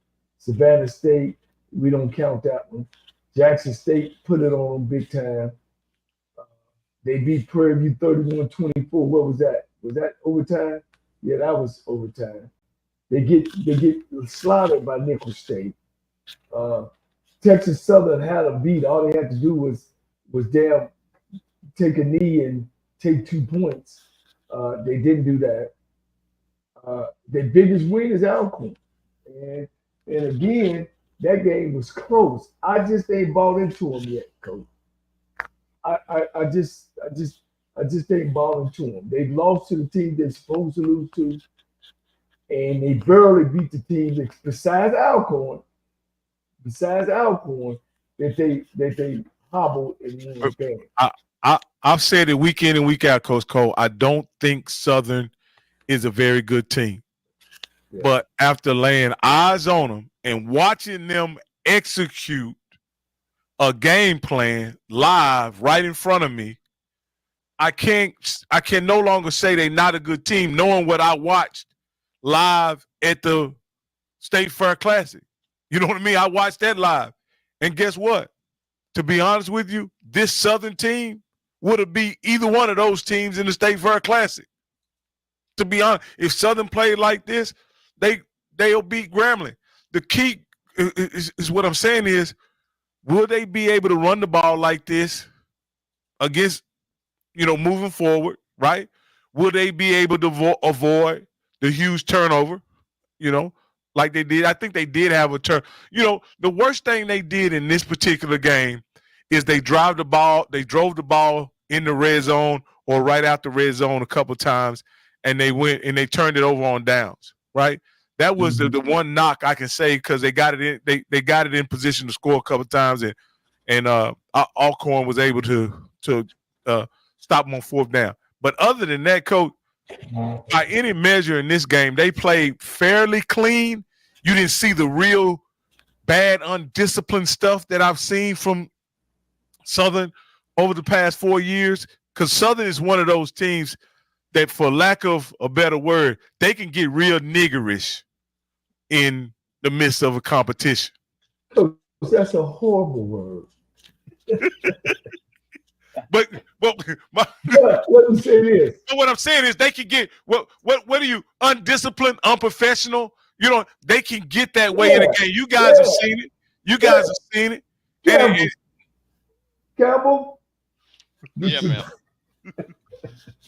Get your boy, man. No, but I want to say they have. But this particular he was hanging around with Perry too. That's Perry's favorite word. He was around there hanging out with Perry White. So I guess that we picked that up from. No, what I was saying is, no, but they play very disciplined and under control. Matter of fact, there was a few times. Now, how many times have you seen a Southern player over the past 5 years turn down an opportunity to get a personal foul? Coach Campbell, I'll let you say. They known for retaliating and getting personal fouls and things like that. They didn't do it this game. They played very, very clean and very disciplined, and that's a credit to Coach Graves and his staff. Go ahead, Coach. This is what I'm saying, guys. And last week I just felt. Well, I didn't feel the numbers told me that Jackson State would win that game, and watching FAM, the numbers on both ends. What I see here is, and you guys gonna hit me pat me on the back. You know what the problem is, guys? 95% of these teams in this conference do not know who they are. By now, you gotta know who's gonna carry you over the finish line. If you ain't a passing team, don't come out throwing 40 times. It's simple, Coach Campbell. Yeah, they run the ball 50 times, 295 yards, 1 turnover. So what's that telling you offensively we are? See, this spread, Coach, this spread. Most of these guys is coaching, they didn't even play in the spread. Let's get that straight. I'm not saying go all the way back to conventional football. I'm not saying spread to me is a package. It ain't who I am. You know what I mean? I'm whatever it takes to score. So these offensive coordinators, if they are listening to me, guys, find out who you are. Because you think you got a 6'5", he got an arm, but if he can't hit a beach with a beach ball, an ocean with a beach ball, that's all he is 6'5", 205. Run the ball. So when I see these guys, and I get what you said, Coach Rob, they looked good that night. Now, next week, the coordinator gonna come out and be like, man, we had 400 yards, man. Let me get 400 yards again. But why did you get 400 yards? What did the defense give you to get 400? So that's what we're seeing. And y'all correct me if I'm wrong. We're seeing a lot of inconsistency when it comes to offensive football in this conference. And I get on the board with any of them when we could talk football, and I can show them where they're missing the points at and those type of things. Okay, because all we hear about is all these great quarterbacks. Shit, I got to look at the standing stats, coach. But y'all go ahead. Southern great win. We'll really see the real Southern next week. They playing against a team with a winning record. You know, I just want to make a quick thing about what does this leave Alcorn at, though? Because Alcorn usually hangs their hat on defense. They're not getting anything done on offense. They were picked preseason number one East. So where does that lead them? I mean, but here's the thing. Alcorn's 3-1 in the conference. Southern's 3-1. Southern's 3-0. Southern still has to play FAMU this weekend. Southern still has to play Grambling at the end. But Alcorn has to play Jackson State. So this game looms large for Southern when they play. Because, again, if they lose this game, and, again, they lose another one before they get to Grambling, it could be that Bayou Classic. You know, the thing that surprised me, and I'll bring this up because you guys are long time HBCU fans and coach, you coach. The thing that surprised me is when the game was in the balance, right? You could hear a pin drop in the stadium, the third and fourth quarter of at the stadium. I'm talking about you could hear a pin drop. Like either was it, and I couldn't tell because I was sitting in the box suite and I was around the coaches' wives, so they were loud and rambunctious, of course, but I couldn't tell what the temperature was. I don't know if you know how sometimes I'm a Cowboy fan, and sometimes as fans we can get tight and nervous, hoping that we can pull the game out. But as a HBCU fan, I didn't know if that was apathy, people not giving a damn, what was going on in the third and fourth quarter. The game was literally 14-14, and not until they kicked the field goal and went up did the fans kind of ignite the last part of the game. Is that something you guys experience often about even in tight games? There seems to be a lack of interest from the fans, and this was a packed house. Well, you got to understand something. Homecomings, this was a big game. But once again, you got a lot of people that have been partying all week. They've been up all morning. The energy usually – it's tough, man. It is tough. So, again, but I will just say this. I think sometimes the crowd, because it happened at the Jackson State fan, it's just intense. And it's not that you just – it's just really like that FAMU Jackson State. It was intense in there. It wasn't that Jackson State people didn't want to cheer FAMU people. It was like, man, what's about to happen? So I think that might have had a little bit, again, I wasn't there, but I'm going to give Southern, because Southern people get rowdy. They get loud down there. They know how to get loud. They're one of those crowds that those are football people down there. I tease them about being a band school, and they are a band school, but they are knowledgeable football fans. They know when to get loud. Yeah. I was just, like I say, there were some big plays where Alcorn was able to operate their offense with not much difficulty, whatever, because it was I expected it to have like a real home field advantage, and so it was like maybe it was just nervous energy on both teams' parts, because the Alcorn fans weren't making no noise either, and it was plenty of them there as well. So let's go to this next game. This was billed to be probably the game of the this game right here was, in my opinion, looking at the schedule, this was gonna be the de facto SWAC championship, right? Meaning that the team that won this game would most likely win the SWAC championship once Alabama State, lost Andrew Body and had to go to their fourth quarterback. I think everybody kind of will agree with that. When I peeked in the game, well into the fourth quarter, I was surprised to see that Florida A&M still had a slim lead, and then I tuned into the game once I got up to the box suites, and I was surprised. I was actually surprised on how the game ended. You know, because it's simply because I was there live and saw Daniel Richardson in a similar situation, and he came through. And you've seen it twice before. You've seen it at the OBC, and you also seen it when he played South Carolina. And I was just surprised that he wasn't able to pull it off. So shout out to Jackson State and what they were able to do. But I definitely, given that same situation, same scenario, I would have expected Daniel Richardson to bring home, and the FAMU faithful to bring home the victory. But unfortunately, that didn't happen. Well, I'll address that first. Let's give credit where credit's due. You're talking about 5 minutes left in the game, 21-20, FAMU with the ball. Big time players make big time plays. True Thompson made a big time play. That was it. He made a hell of a hit, dislodged the ball, scoop and score. That's the ball game. You got to give Jackson State credit. But I will say this. This game played out like I thought it was going to play out.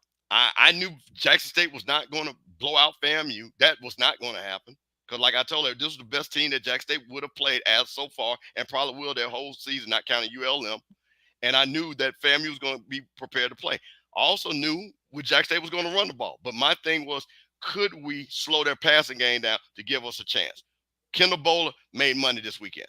Him and Fortillon, that was a match to watch. It was a beautiful thing to see.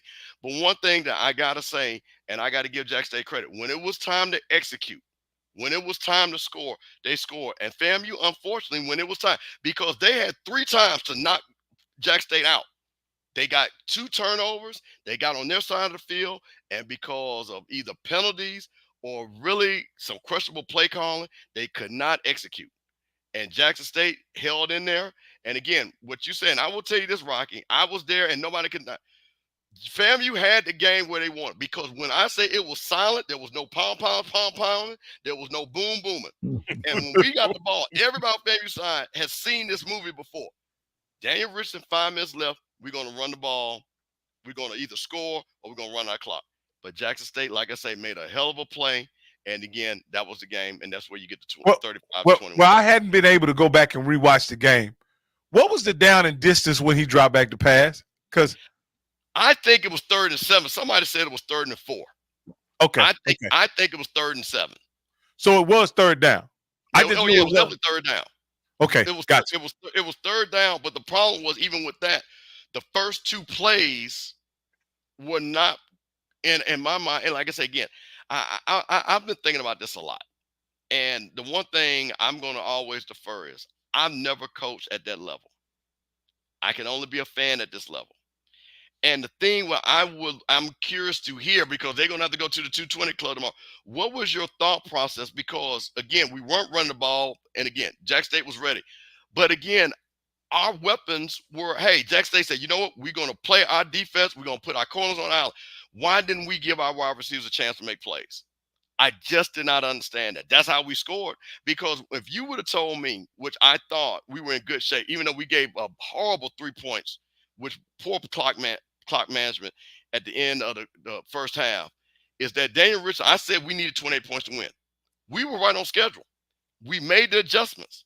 Again, Irv Mulligan went nuts in the first half. Big 54-yard run. We bogged that running game down. We played the typical FAMU game that we had played every game. They run up big in the first half. Then we slow the running game down. We make a play. We win the game. We didn't do it this time. But the defense played the best they have played the whole season. They were in the backfield. They really gave Jacoby Morgan a lot of hell. But I give Jacoby Morgan one great thing. Once he realized what was happening, you know what he did? He ran the ball. And I did not understand why we did not put a spy on him, because the defensive backs were holding up very well. And it was several times in that game where he kept the chains moving, because he was able to get out of harm's way and move the clock, move the chains. So that was one of the things. But, you know, overall, Jackson State was the better team Saturday. Again, but I will say this, it was a championship environment. It was a championship environment, and if anybody said they didn't enjoy that game, they don't know anything about black college football. Now, It's interesting to hear you say that Jackson State was the better football team. When, to be honest with you, while I did watch the first half, it seemed like, man, you had control of the game, 95%, at least. No, Probably, what, let me 90% tell of you. the time? Well, let me tell you this, and I'm gonna say this, Derek McGee. Yeah, we did slow you down because you didn't run in the second half. I was at the game. Don't tell me what.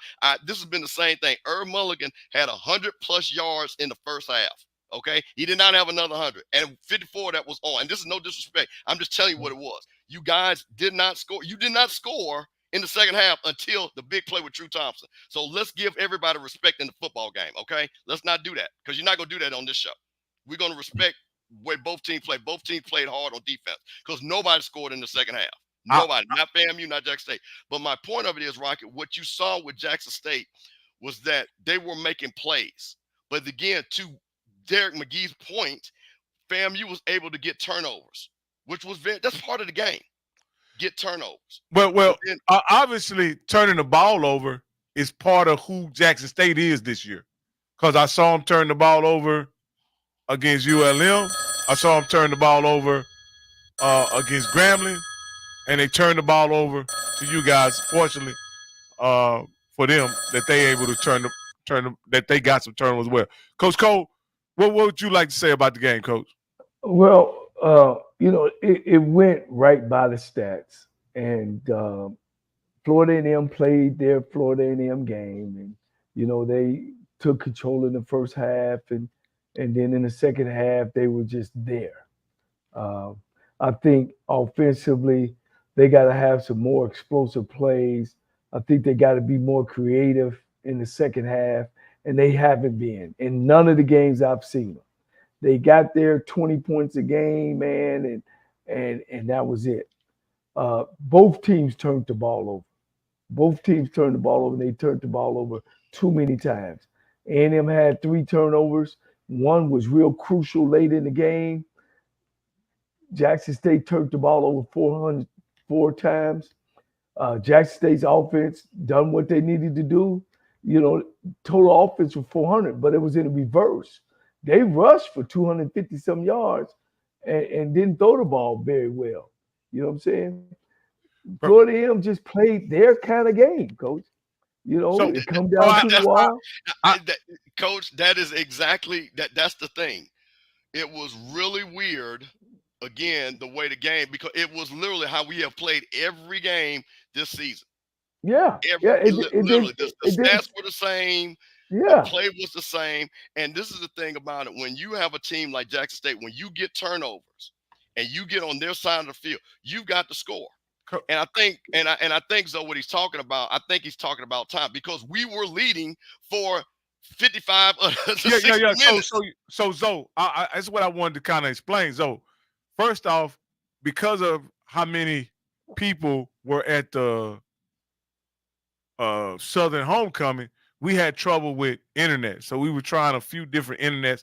Finally, we got the internet working where we were able to see the game probably midway through the first quarter. That was after the people who wanted to just come see the band left. No, this was during the tailgate. So midway through the first quarter, we saw the game. And I want to say at the end of the first quarter, we saw it was 14-7, and then Jackson State scored, tied it up. And then in the third quarter, I think FAMU scored, and then I think Jackson State had 2 field goals in the second quarter, if I'm not mistaken. I could be wrong, but I think that's what happened. So what I mean by that is, and when I checked in on the game with about 7 or 8 minutes left, FAMU still had the same lead that they had when I stopped watching the game at halftime. 21-20 going into the fourth quarter. Yeah, so that was the same lead they had at halftime. So what I'm saying is, that's what I mean they had control of the game, is that they had the lead for the large majority of the game. I didn't see, again, the first quarter, a large majority of the first quarter, and I didn't see any of the third quarter. So I didn't see how the game, but I know there was no points put up in the third quarter. Well, Jackson State missed some field goals as well to put them up. Don't forget about the field goals. But I wouldn't say that Florida A&M had the control of the game because they were up 1 point. That ain't even that's one possession. You know what I'm saying? That game was, and I know, yeah, you're up, but that don't mean you're gonna win the football game when you only up by a possession. See, that's different. Coach, controlling the game. To me, controlling. Let me say this: controlling the game is that I'm up 2 possessions. Like what happened. Boom, fumble. Oh, picked it up, score.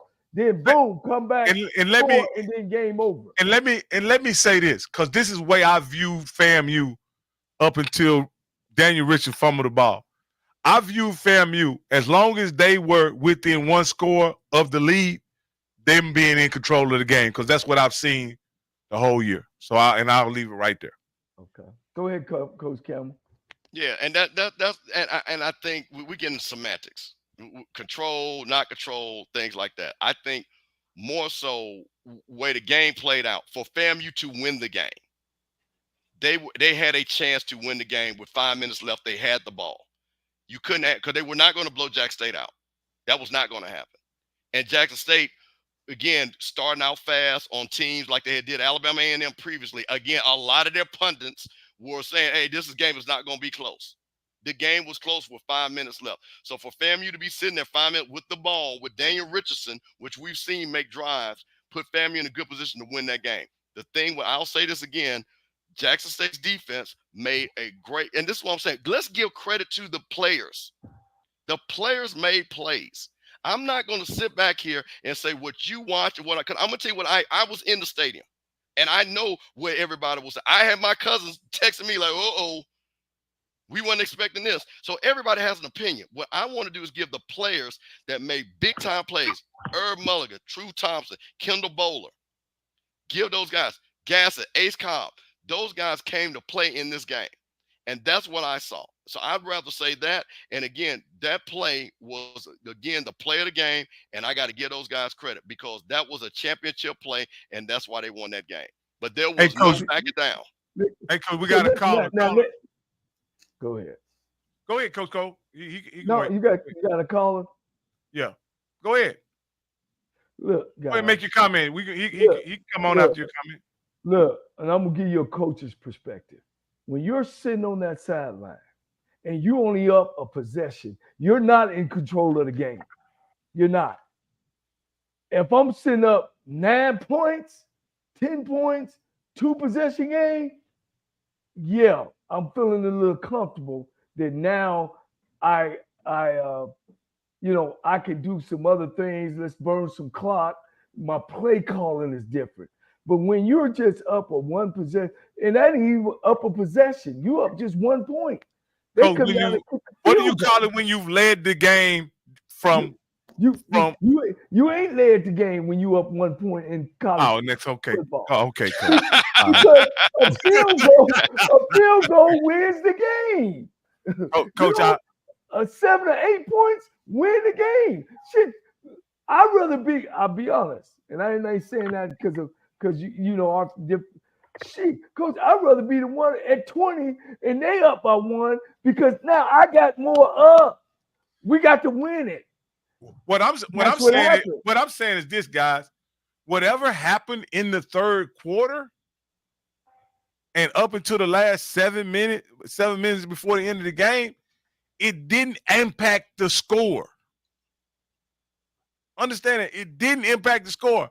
I don't care who was moving the ball or whatever. I was just surprised that Coach Campbell mentioned that Jackson State was the better team, even though from an observation of just the score, Florida A&M had control, had the lead the majority of the game. That's what I'm talking about. See, that's what I'm saying. That's why I think and our coach is right. That's why I said we're using the wrong verbiage.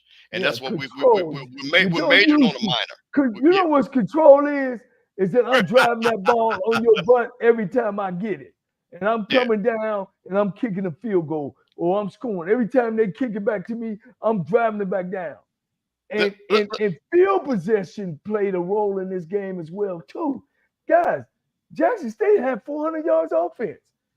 Was you controlling? Even though it was different, it was more rushing. than passing. If you look at the stats, you would say Jackson State had control. They missed 3 field goals, guys. 3. That's enough to win the game. Coach, if the game 55 minutes long, they lose, Coach. It ain't 55 minutes long. No. But okay, that's my point. And they don't lose. They don't lose. They win. That's crazy. Again, if the game is 55 minutes long, Coach. What I'm simply saying is, Coach, and all these Jackson State people act like I'm trying to not give Jackson State credit. They won the game. What other credit do you need? Let me say this. Well, it's been a long time coming, number one. Let me say this. If Valley played Jackson State, Valley come out and score first. All right? Then the second quarter start in lightning strike. Are we going to sit on this show and say, boy, Valley sure had stuff under control, man? No. Come on, Coach. I think 5 minutes in the fourth quarter, Coach, I think having 5 minutes left in the fourth quarter, Coach, with the lead that you had at halftime, Coach, the same lead. But guys, listen. Look at Jackson State. What did I tell you why they would win the game? What did I tell you? Because they could score. And if they was always in striking distance, Florida A&M never had the game under control. They were going to score, guys. I'm telling you. Wait. Now, Coach, wait a minute. Hold on. Wait a minute. Now, see, I'm glad you said that because wait a minute. Now, stop right there. That's exactly what you said. And that's the point why Florida A&M had a chance to win because they slowed Jackson State from. Wait a minute. They had a chance to win when they showed up. No, wait a minute, Coach. Wait a minute now. Hold on now. You can't have two things to be right. Now, Florida. Wait a minute. Hold on now. Wait a minute. I'm listening. Well, hold on. They could score. So the only way FAMU to have a chance to win was to prevent them to getting 35, 40 points. At that point, with 5 minutes left, FAMU had done as best they could do, and Jackson State University only had 21 points. That's a fact. 20 points. 20 points. That's all they had. Now, we can't make up they could score. What they scored was 20. So my point of it is, no matter what was said, FAMU had to make sure they did not get 35, 40, 49 points. If you told me in the fourth quarter with 5 minutes left, Jackson State only had 20, and we had the ball, I would say we got a good chance of winning the game. Now, to my point is when in a big time game, you want big time players to play. Kendall Bowler made a big interception. True Thompson made a big hit. That's what big time players do. And what I'm saying is you got to give credit the way the game was played because nobody got knocked out in this game. Well, other than Daniel Richardson on that one play. But other than that, I'm going to give both sides credit because at that game, nobody walked out the game. So that's all I'm saying is, yes, they could score, but they were the better scoring team. But FAMU put themselves in a position to win the game. So I'm gonna ask you this as a Jacksonian. I need you to explain this to me. Why I have people all up and down the comments. I'm gonna quit putting them on the screen, saying that I'm trying to take the credit away from Jackson State. Do they want an extra win because they beat FAMU? What the hell do they want? Well, they won the game. Yeah. Time out, Coach. Do y'all understand that Jackson State has scored 21 points in one game, in one quarter before? They've scored 15. They're a scoring machine. Yeah, but that machine didn't score this game, Coach. Now, look, I'm 35 points on Florida A&M. But Coach, wait a minute. The last national championship. Man, No, wait a minute. I would be mad too if I'm Jackson State. No. Listen, Florida A&M had a Coach, chance to win when they showed up. Wait a minute, Coach. Wait a minute, Coach. Florida A&M played their game and they scored 21 points like they average and what they do. So, hey, they try to act like they wasn't sitting on that the whole game. I mean, I guess I'm ashamed of Campbell. Wait. No, you can't be ashamed of me when I'm giving everybody credit. A moral victory. No, I'm not giving it. No, wait a minute. Hey, so the Jackson State people knew they was gonna win. That's what they knew they was gonna win. They knew they had the game under control. They was toying with y'all, Mr. Campbell. They brought y'all there, toying with y'all, and that's it. Nobody. Well, first of all, now not one person going to say, and I have been on shows, I have said this publicly, I have given credit because Jackson State played the better game. They won the game. I didn't say, you didn't hear me. Wait, hold on, Coach. Wait a minute. Because this is very important. Because I think for this show, because I hear this on a lot of shows, everybody has their shows, whatever their bias is. I went to FAMU, but I sat there and I'm going to say this. If you're telling me, Coach, let me ask you a question. If you're the coach, and so I'm going to flip on the other side, and you're Coach Coles, and you say, hey, guys, can you believe it? We only got 5 minutes left. We're up when we got the ball. What you going to tell your team, Coach? Say it again. If you were Coach Colsey in that environment, based on all what you just said, everybody said, hey, man, Jackson State can score. And we have the ball with 5 minutes left, and we're actually winning the game.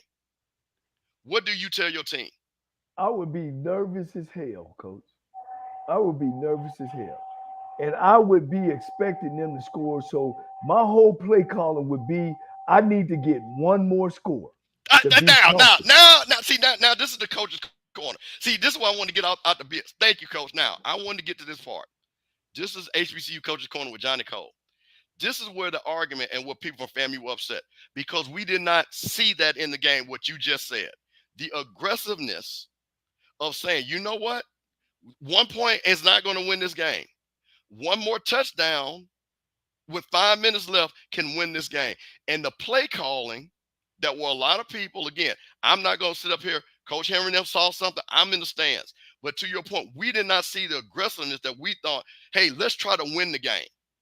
Let's try to win the game. We had a soft toss, a run, not saying, you know what, we're going to spread these guys out and we're going to let our quarterback who has 40-plus starts win the game. That's what we did not see. And that's why I'm agreeing with you, and I'm glad you pointed that out. But, Coach, can I say this? Oh, absolutely. Florida A&M been doing that all season.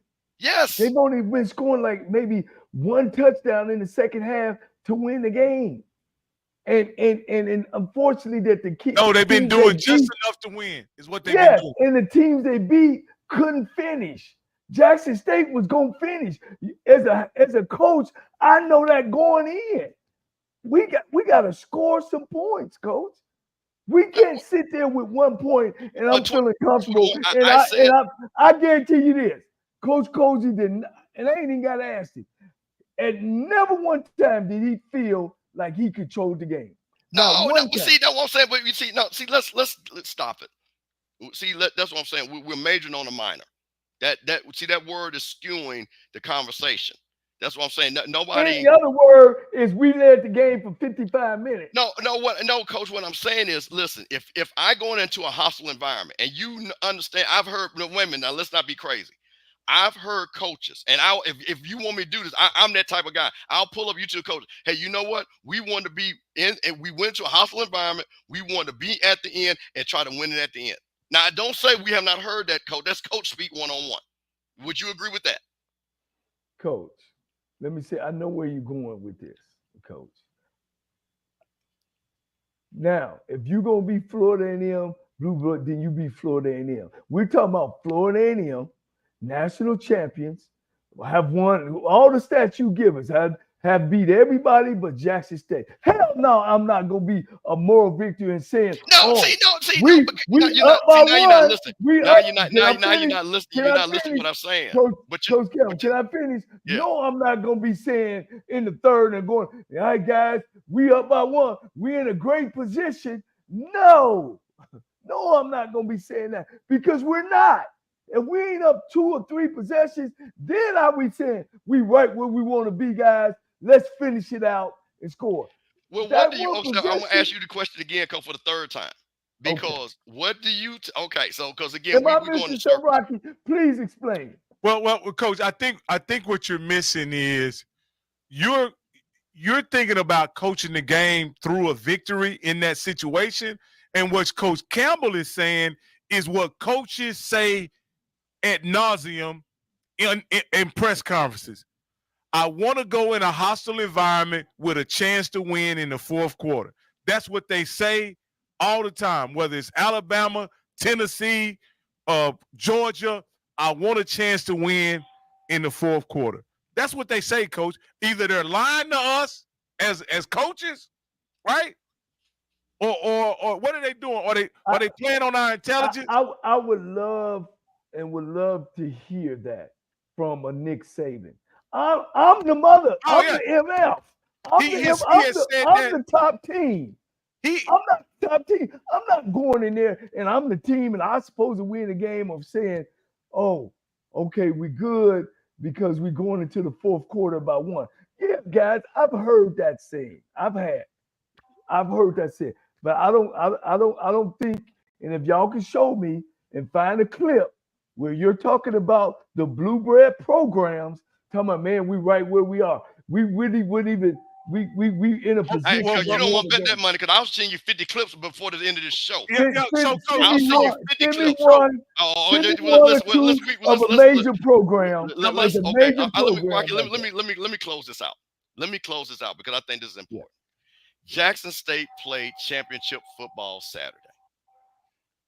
That was a championship game. FAMU play, and what to the things that has hurt FAMU, to Coach's point, is what we saw. The lack of being able to score in the fourth quarter, not being able to run the ball. And Coach, this is another thing too. Let me ask you a question, Coach. Because I want to, because like I said, I don't want to get into barbershop stuff. I want to get back to your knowledge of game. We saw a lot, and this is what a lot of people in the stands saw.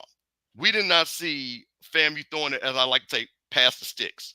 We saw them, if it was 3rd and 5, we saw a pass that was 3rd and 4.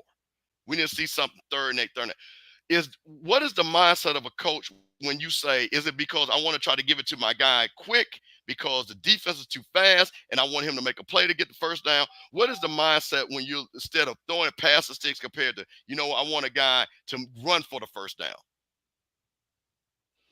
Well, when you're coming into the second half and you meet at halftime, you make adjustments. All right, you've already started setting stuff up in the first half. Florida A&M, to me, you always keep 1 or 2 in your pocket. That what I call a Chinese touchdown. Not nothing against Chinese people. Some trick play. All right, because I don't want our show to get, y'all against Chinese, no, or trick play. You know what I mean? Some that I've been setting up, some explosive play that I know. You know what I'm saying? Or I want to get close enough where I can get a field goal. But I've never went into a game and at halftime or whatever, guys, and say, man, we it was to me, what that mindset is, Rocky and Bishop, is really they better than us. And I don't look at Florida A&M like that. I think they're not creative in the second half. They're not explosive.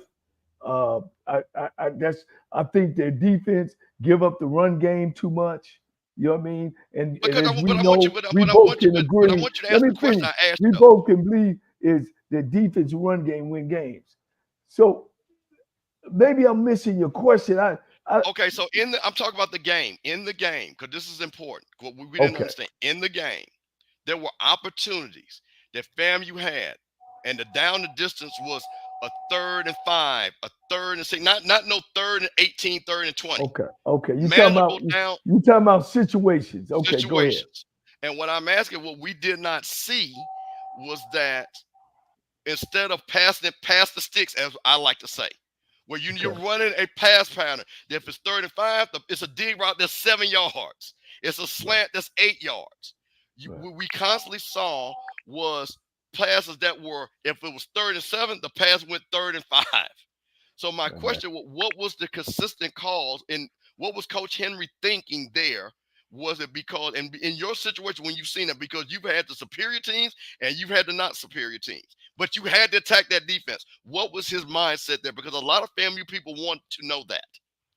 Well, I think what it was that they were only up by 1 point, and he's trying not to get that turnover and throw the ball down, because some of those situations were predictable situations, meaning, all right, I'm 3rd and 7. For me to try to get this, I got to go downfield. But no, I don't want to go downfield. I'm up that 1 point. Let me throw another short yard, and maybe one of these kids can break a tackle and get the first down. To me, what I call that? I'm trying not to lose. I'm not trying to win. Hey, That's Coach, what I call it. Coach, we got a caller. Caller Go ahead. with the last 45240. You're live on HBCU Coach's Corner.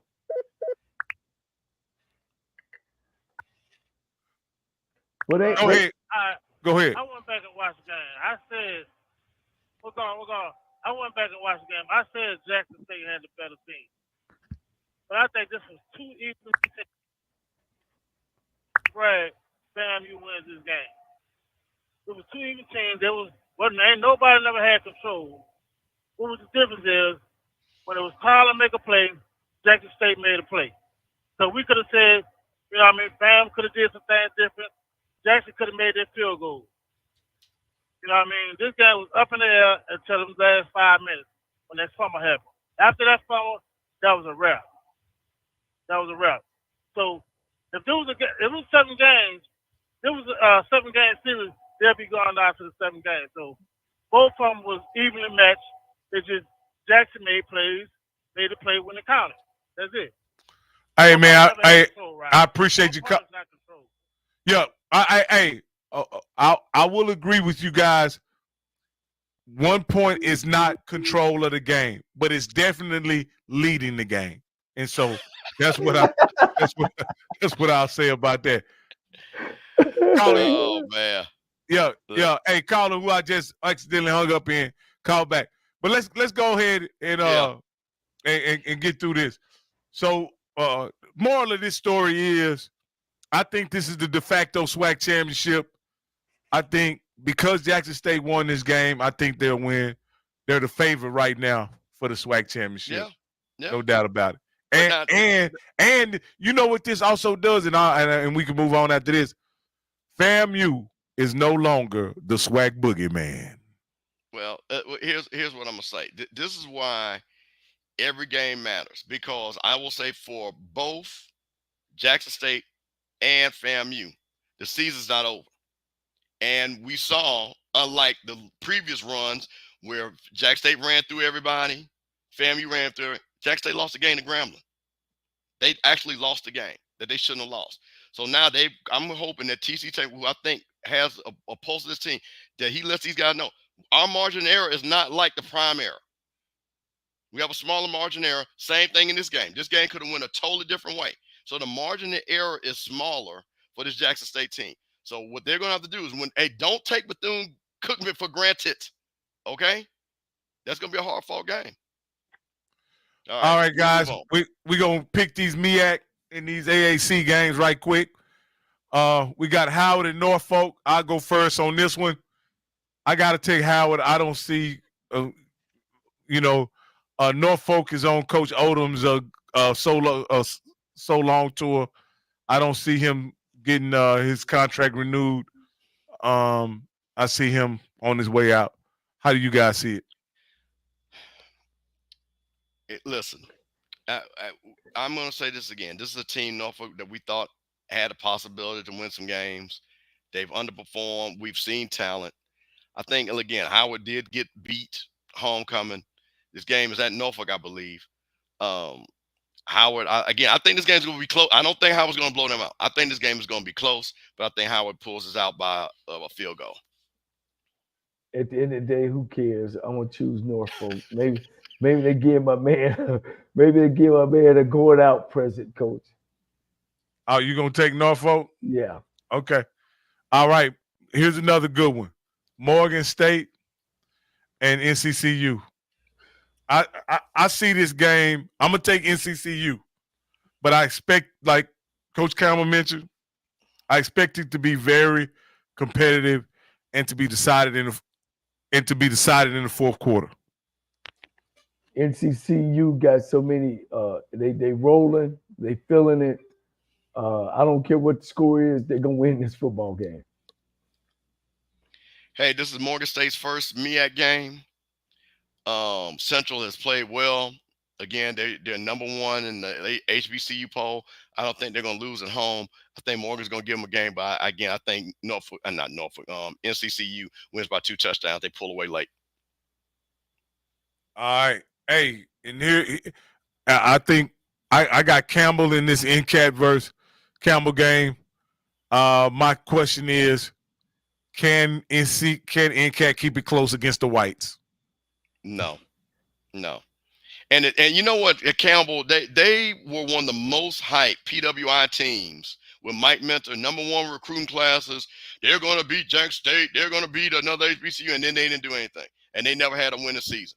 So, Campbell, this game, I know we had to put it on here because it's North Carolina A&T, but yeah, Campbell wins this game. And North Carolina A&T, y'all say y'all ain't got no money, but I saw a stat that you had the most alumni that made over $100,000. Y'all better start getting them pennies together, get ready to buy that coach out.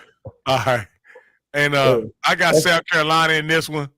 I don't see this being much of a game. I think even though Delaware State has shown some life, I just think Tennisberry and those Bulldogs are just too good right now.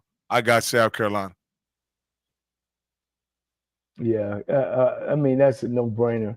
Chinnis is knowing that he's trying to win the MEAC. He's rolling. There's nobody else there. It's a win-win. He's already beat Norfolk. He's already beat. Did he play Morgan State yet? I think he did. That's a no-win game there. Okay. Meaning that he's gonna win the football game. All right, this is our big game. I'll let you guys get on that one. Shoot, who? Morgan State and North Carolina Central? Yeah. Morgan State ain't ready to step up. I got NCCU Coach Trey Oliver. I put my money on him. He's too close to screw up. He knows this is his last hurdle. He'll have his kids ready to play. Okay. Yeah, I totally agree. I don't think this is really. I think the game that we all are looking forward to, and really is when I think it's a week or two away when North Carolina Central plays South Carolina State. I think this is just a speed bump in the road for Central for that big showdown for the MEAC championship. Yeah. All right, here we go. This is the SWAC slate right here. Jackson State and Bethune-Cookman. I'll let you go, Campbell, since that's your dark horse. Hey, listen, that horse has died. That horse didn't come out the barn. I think that what I will say that Bethune will pose some problems. I believe, like I said, I think their quarterback. Hey, Carter, you're gonna have to turn down your background if you're gonna listen to us on your phone. You got to turn down your background. Go ahead, Campbell. But I think that Jackson State is going to play Jackson State football. I think they kind of. What I like about this Jackson State team, I think they know their identity now. Run the ball.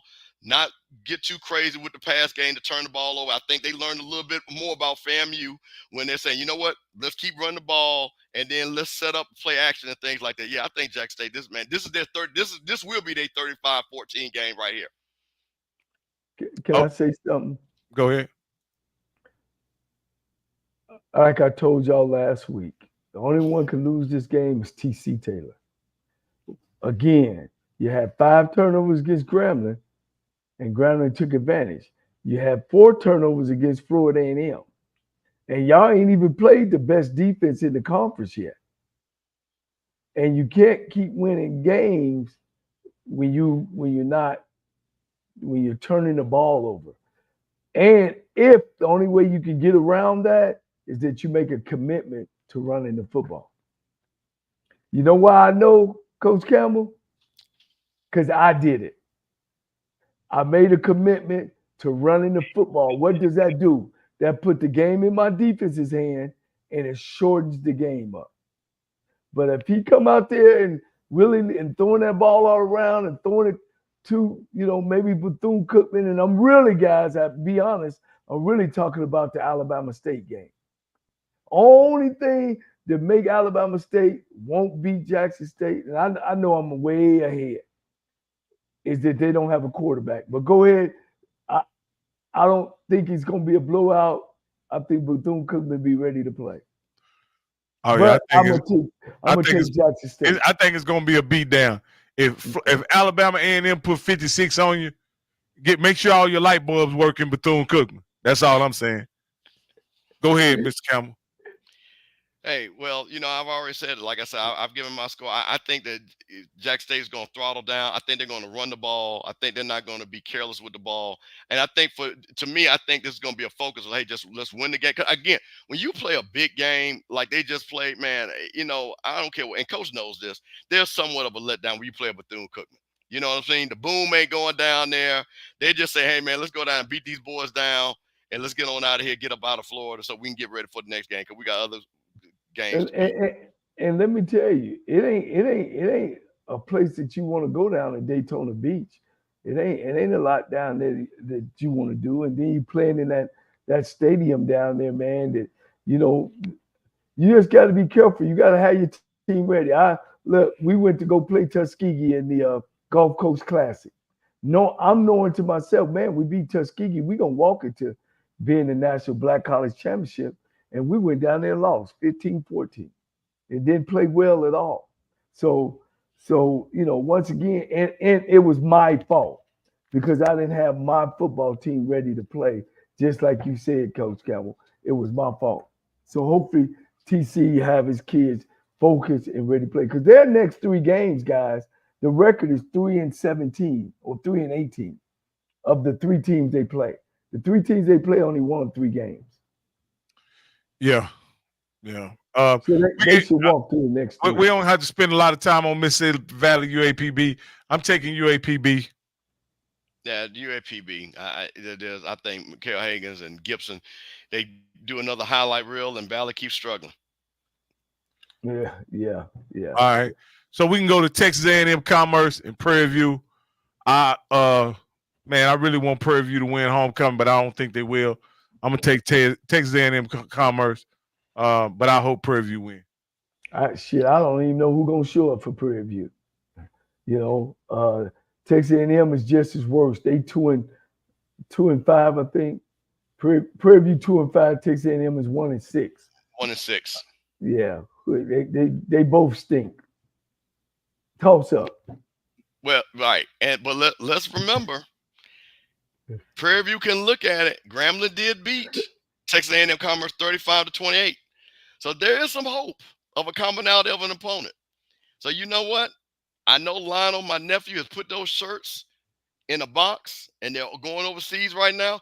But Lionel, pull that shirt out one more time and have belief. Prairie View by 3 points, beating Texas A&M Commerce. The shirts stay alive for another week. Oh, okay. I thought about this next game. I thought about making a slide for it, but in the grand scheme of things, because of who Alabama A&M is, it ain't worth a slide. And so I'm gonna take Alabama State in the Magic City Classic. I don't see any reason why Alabama A&M should win this game. But like you guys say, you can throw. History tells you, but not recent history. But history tells you can throw the records out. I got Alabama A&M. I got Alabama State in this one. Who do you guys have? I got Alabama A&M. There you go, Coach. Boy, Coach is really sucking up to the JSU people tonight, boy. hey, Rocky, you know what he's doing? He's getting all his currency together because when they play Alabama State, he pick against them, and everybody's in his mentions talking about Coach is a hater. So I like what you're doing, Coach. Well played. Because them FAMU folks was all in them private chats on your ass last week. Boy, they watched Coach, hate FAMU, boy. We ain't got no choice. So I'm just letting you know, boy, them Jack State folks going to be in that chat, boy, when you get ready to make that pick. No, man. No, I know. I Alabama State knows what's at stake. The game they got to get ready to play is Jackson State. I hope they don't overlook it. I hope they play A&M. I'm gonna go with Alabama State. Okay. I'm gonna. You know what? I'm gonna tell you, this is one of those games where, because we know Alabama State struggles, it looks like maybe the offense is coming around a little bit for Alabama A&M. And see, the problem is can you get just enough to beat them? I don't think Alabama A&M is going to do it. Hey, listen, I'm a believer of Coach Williams. He came on this show. I think those guys are focused. I think they understand and know who and what they are. And I think they're going to put the hammer down on that offense against Alabama A&M. And I think Alabama State, hey, man, walks out there with their 4th win in the Magic City Classic. All right, guys. This is a big one. This is a huge one right here. At the beginning of the year, you had told me the implications that are on the table now would be on the table. I wouldn't have believed you. But Southern coming in 3-0, Jackson State coming in off a tough loss to, Florida A&M coming in off a tough loss to Jackson State. I mean, I just can't see this FAMU team led by Daniel Richardson losing 2 in a row, especially not in Bragg. I have FAMU winning this one. And I'll even give you a score on this one. I'm going to say 28-10. What do you guys have? So if Florida A&M loses, Jackson State walks into the championship. No. Not if They gotta beat Alabama State head to head. Now Alabama State has lost to Florida A&M, right? Yeah, they lost to Florida A&M. But this would be that'd our only be second one loss. We'd have 2 losses, but Alabama State would only have 1 if they beat if they run the table and beat Jackson State, they would actually win the East. Okay, I got you.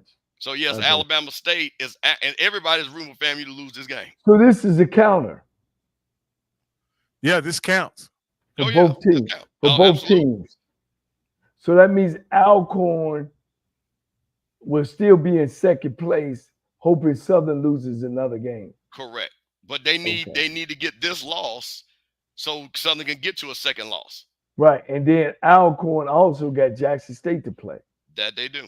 And it counts. And it counts, but it's down in the reservation. Woo. Man, it's tough. Yeah. Well, you got, Coach? I got Florida A&M. I'm Southern is just too inconsistent right now. They don't know who they are. They got players and they just don't know who they are. You know what I mean? And they've showed that over and over again, struggling against Texas Southern. They've showed that over and over again. You can't make those mistakes and beat a Florida A&M team that's well coached. So here this game, when I looked at this, I thought the Alabama State game was the second most important game. This game is not the second most important game for Coach Colsey this season. Because here's what happens. You lose to Jackson State, you can kind of say, hey. But if you lose to Southern and that streak gets broken by Southern University, the loudmouths of the SWAC, all hell is going to break loose in Tallahassee. So, Coach Colsey, I'm going to tell you, what you better do is call Coach Simmons and ask him, when they did lose to Jackson State, how do we constantly keep winning and stay focused? Because this game right here is the most dangerous game for your career and your early career. So what I will say is, because, Coach, let me tell you what happens.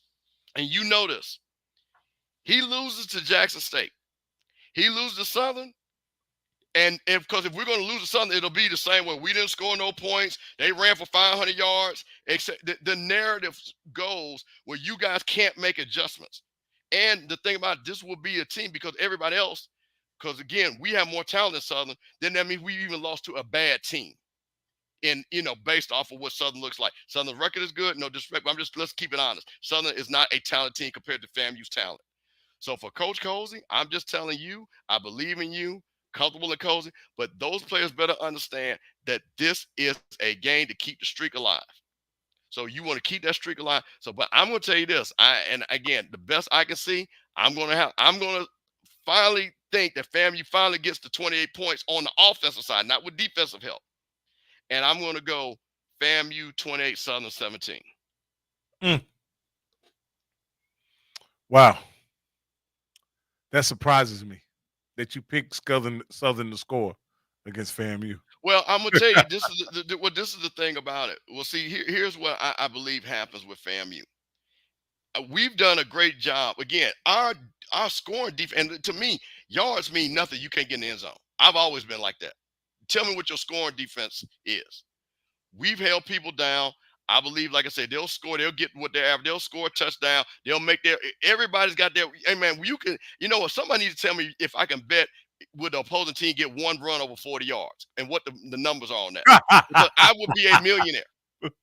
So Southern's going to get that one off tackle. Well, it's not really off tackle usually. It's really, like I said, right between the center and the guard. And then all of a sudden he goes to the races. And usually they don't score the touchdown. That's the interesting thing. Those long runs never equal to a touchdown, which is pretty interesting on that. But they'll get that one, and then we will do what we usually do. we'll bog the game down and we'll win it. Southern, again, now here's the thing too, which I think FAMU should feel. Southern just can't pass the ball. So again, it reminds me of Alabama State. So I don't think they're fearing Southern in their passing game. So, well, if I was, so one thing I may have talked to you about this, Coach Cole. One thing I think Alcorn did that was peculiar to me is even though Southern ran the ball 50 times, they stayed in a too high look the entire game, like they were fearful that Southern might beat them through the air. And I'll ask you, Mr. Campbell, about your Rattlers and Coach Cole. You can make a comment on it. At some point, I think teams should force Southern to pass the ball. Force Noah Biden to drop back and pass the ball. Alcorn didn't do it. Do you think your Rattlers would just make them be one-dimensional and force them to pass? Are you asking me? Either one of y'all. Go ahead, Coach Coach Campbell. Okay. Well, here's the thing. I totally agree. Southern can't throw the ball. They can't. So, but you gotta understand something. To play the defense you're talking about, you gotta have corners. You gotta have corners. FAMU has corners. Kendall Bowler can get up there on that guy and say, "Hey, look, you guys protect it." Which again, I'm saying this, but sometimes we don't see that happen until the second half. But I think we're comfortable enough to saying that our defensive backs can man up with Southern, and like I said, we can keep that running game because Southern's not going to throw the ball 250 yards. They're not going to have the balanced attack. They're going to have what they did against Alcorn. The question is, again, don't turn the ball over and you score. So now I think that for FAMU, that won't be a problem. Now in the Alcorn game, Coach Frederick, the offensive coordinator, had like a controlled passing game, throwing a lot of passes at or just beyond the line of scrimmage. You know what I mean? Not going down the field very, very much at all. And they were able to, put up some type of semblance of a passing game. But to me, all those passes are just an extension of the run game. And so, Coach Cole, what do you think would be the strategy if you were defending Southern? Well, definitely, like you said, I would take away their run game. If you go back and look at all their stats, like I told you guys earlier, they really don't know who they are, and when they struggle throwing the football, they have turnovers, and then the turnovers put them behind. They're not a behind type of team. You know what I mean? When they play from behind, they don't do very well. I mean, they was playing from behind against McNeese, end up losing 21-7. Playing behind against Nickel State.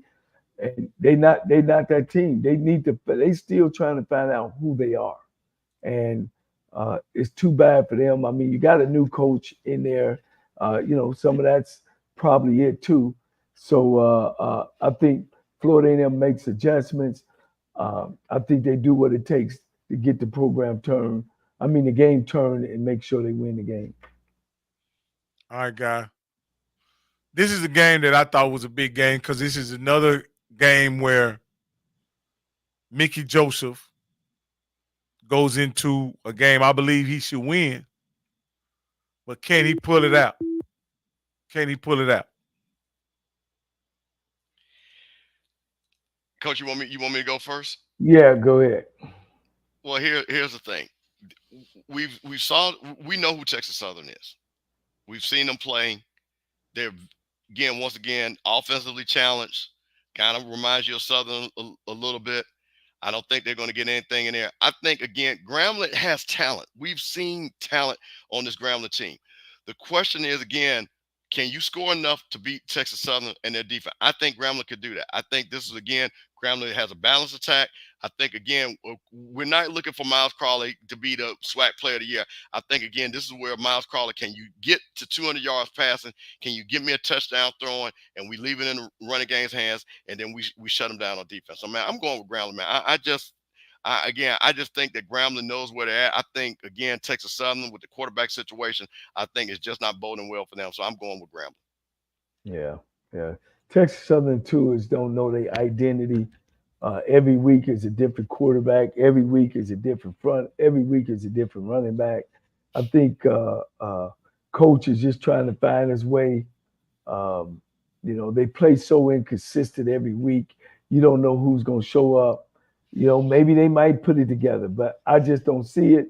I got Grambling winning football. Grambling got more to play for right now than Texas Southern.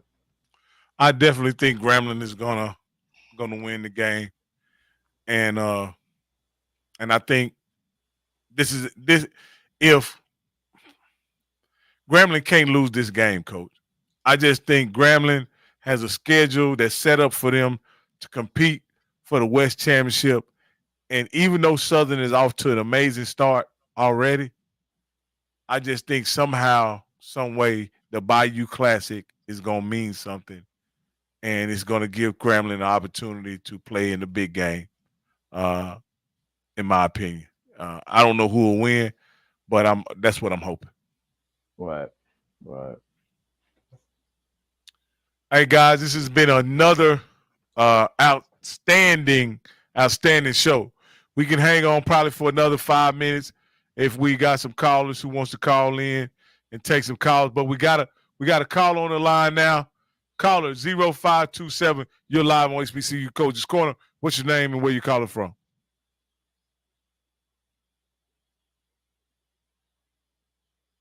Well, we can't get him in tonight, can we? Well, I mean, he's on the call.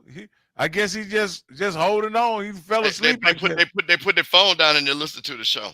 So call if you're listening, because you probably there's a 5-second delay. Pick up your phone and let's ask that question. Probably a Southern guy going to come on here and live talk about how they going to be where's FAMU top 30. Where's 813 from? That's what the area code was.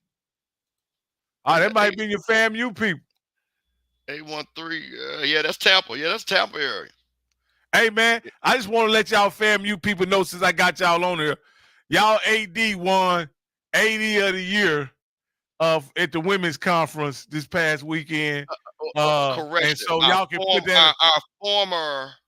Our former AD, and we knew she had already got. So congratulations to her, Angela Suggs, number 19. Who, if you go on my social media, great picture with me, her, Ken Clark, and Ashley Robinson. That's not the AD I was talking about. Oh, who AD you talking about? Tiffany. I said former. I know who you're talking about, and I said our former AD. Oh yes. And I'm correcting you. Okay. And letting you know our former, and we already knew about that. Congratulations to her and her. She's moved on. We have a new AD, Angela Suggs, who had a great time in Jackson. Shout out to when I talk about my closing statements, and I had a great picture with her and Ashley Robinson. So we had the gold standard athletic director talking to the FAMU saying, I'm gonna make sure you the gold standard. So that was awesome. And shout out to Ken Clark, man. Great time in Jackson. Hey, it looks like you got the VIP treatment up there, man. And I got treated. Me and Scotty got treated real good. And in Southern hey, Coach, seems like that HBCU Coach's Corner is working out pretty good for us, Coach. I hope it's working out for you as well, Coach. Well, man, look, you know, we making strides, and like I said, my thing is, you know, I'm always thinking about how we can make it bigger and better. But you know, that's good for you guys, man. I appreciate all the hard work you guys put into this and the time that you take. Yeah, when we step out, you guys should be taken care of, man, because, you know, we're bringing a lot of information, a lot of content to some people that can't get there and can't be there. So hey, we're going to keep working on it, making it better. Hey, and I want to also apologize to my man, Willie at Tailgate Lot 36. He invited us over, man. But there was so much food, so much liquor where we was. I didn't even move from the tailgate. I did take a grand tour on a golf cart and whatever. Hey, and like I say, I won't go into it. Scotty summed up the experience a great deal. But when I was on a golf cart and I was able to see the entire spectacle that is Southern homecoming, these eyes have been blessed. I'll just say that. Let me, one of our fans sent me this. Something happened to a young man in North Carolina Central. He actually caught a heart attack and passed away. And they got this big old gym up there that they had. It's a huge gym that they have. I mean, man, time I was up there for the interview, I want to say, Coach, they got at least 12 baskets. It's huge. Well, anyway, some things happened where they weren't able to secure the place, and the kid had a heart attack and ended up, there was no defibrillators around, there was no emergency plan in place. He says homecoming season is at this peak, so I will wish everyone a happy, fulfilled, and safe homecoming. I have a special request for all leaders at the various HBCUs and universities everywhere. I mean presidents, trustees, ADs, significant donors, etc. Please love your universities more than your fraternity brothers, your ex-teammates, your ex-roommates, etc. When it comes to appropriate personal practices, renewing contracts, hiring, firing, poor performance, don't place your personal loyalty or fraternity brothers in front of the best interests of the university. You are stewards of a lot. Your decision can make a difference between life and death. Your decision can cost your schools millions in lawsuits and bad contracts, or your decision can grow your university and elevate the school's profile and brand. Speaking of safety, some of the crowds at homecomings are so dangerous. If I were a head coach and could afford it, I would take my team back to the hotel and have something special for them when the crowds leave town. Things have changed so much over the years. People are sometimes more violent, and flu and viruses are coming to your campuses with COVID. Things aren't like 5 or 10 years ago. So remember, don't do what's best for your athletes on and off the field. As coaches, we know that sometimes we only have one shot at winning the championship. But flu, sickness, COVID, and wrong moves can blow it all. Again, leaders, below your God and families, love your universities more than others' loyalty. Be people of integrity. You have been entrusted with a lot. So I want to make sure I read that off. It was one of our donors. He also donated us. He didn't want to stay unanimous, so that was great. Hey, I want to say this. My man brought over some fish that was outstanding. Yeah. And so yeah, man, that fish was outstanding. Is that his name, Blaze Styles? Yeah, that's Blaze. Yeah, man, he brought. Hey, it was right out the grease too, Coach. It wasn't. Wow. Hey, it was right out the grease. It was still had the sizzle on it. And I asked him, was it Mississippi catfish or was it Louisiana catfish? He said definitely Louisiana catfish. Man, you guys gonna be celebrities, boy. Y'all sending sweet boxes and tickets everywhere. You know, that's a good thing, man. That means we touching the right people. Hey, man, it's like I say, it's an amazing experience, and I look forward to having more. Like I say, I'm going to Prairie View and spend some time with my daughter and my wife, and we're gonna enjoy Prairie View's homecoming this upcoming weekend. Any of y'all see me around, holler at me, man. And I don't know, I have no idea what to expect at Prairie View's homecoming. It's a bunch of smart, educated, very successful people at Prairie View. And those southern, one thing I do know, there probably won't be as many RVs and as many golf carts as I saw this past weekend. So ain't no recession in Louisiana, baby. Now they got plenty of money. What Prairie View do is circle their RVs, and the queues have this big old thing, man. All you can eat, all you can drink all night. And of course, the parking is gonna be crazy. Got to get there early.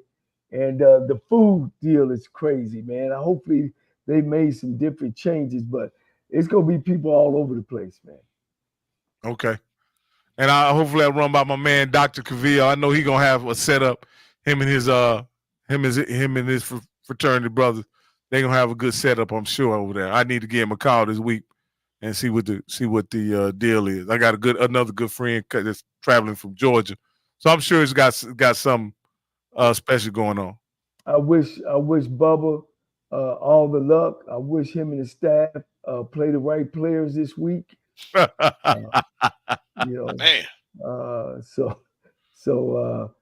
Coach, put them in the game. Coach, put me in the game. Well, I think he played the right ones this week. They didn't lose. Right. That's because they didn't have a game. But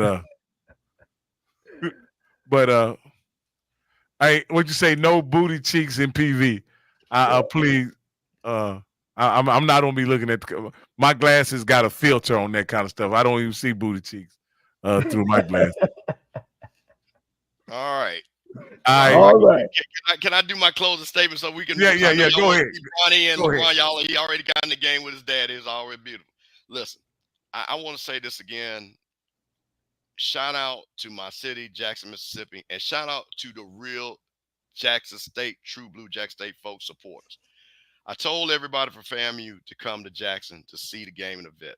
Those who got a chance, everybody that came to the game was impressed with the hospitality, how people treated them, which I knew because I'm from Jackson. People from Jackson treat people right. And I'm just so proud, again, to meet a lot of people. Again, we talk a lot of noise on these boards and chats and all that, but real people, not no Twitter person with a fake AI picture or a Twitter handle with 40 characters behind it, but real people who we met in Jackson, Mississippi. And I just want to thank the Jackson State people for showing my FAMU people a good time. Shout out to my people at the 1400 Club, TD, Zoe, Ken, and all that crew, man, look good. Shout out to Ashley Robinson, took great care of my AD, took great care of her. That's what people say, oh, FAMU people, Jackson State people. Well, that's what I'm saying. Y'all ain't Jackson State people and FAMU people. I was with Jackson State and FAMU people, and we were all together. So you know what, Rocky? I didn't hear no 237. I didn't hear no dirty water. I didn't hear no bad school. I didn't hear no OBG. What I heard was, hey, man, I'm glad y'all here. We're going to beat y'all ass, but I'm glad you're here. And I said the same thing back. So shout out to my Jackson State people. I wish y'all well for the rest of the season. We'll see how it play out. And one last thing I'm going to say, man, keep it positive, man. This is the experience. Real people, keep it positive. Fake people, keep it fake. Hey, you bringing something up, Mr. Campbell, talking about Jackson and FAMU or whatever. There's something I wanted to get into just briefly for a second about the Southern Alcorn game. Do you guys think that Fred McNair's familiarity with Alcorn played any role in how crisp and how well prepared it looked like Southern was for this particular game? Because to be honest with you, they didn't even look like the same team. And I'm not saying, and what I mean by that is, could Fred McNair have given them something extra to not only play for, but maybe some insight to what to expect? I think so. I mean, he know all the players, he know all the staff, because they really didn't get rid of nobody. I think it played a role in it. He knows the kids. So I think it played a role with it. If he gave his advice, any edge would help. Yeah. It wasn't talked about very much coming into the game, not on anything that I saw.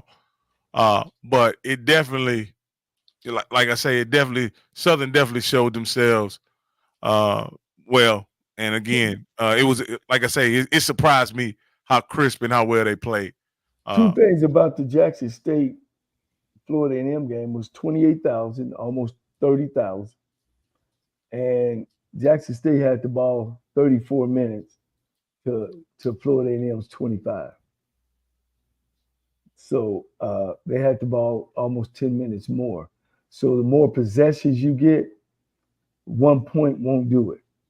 All right, I'm done with it.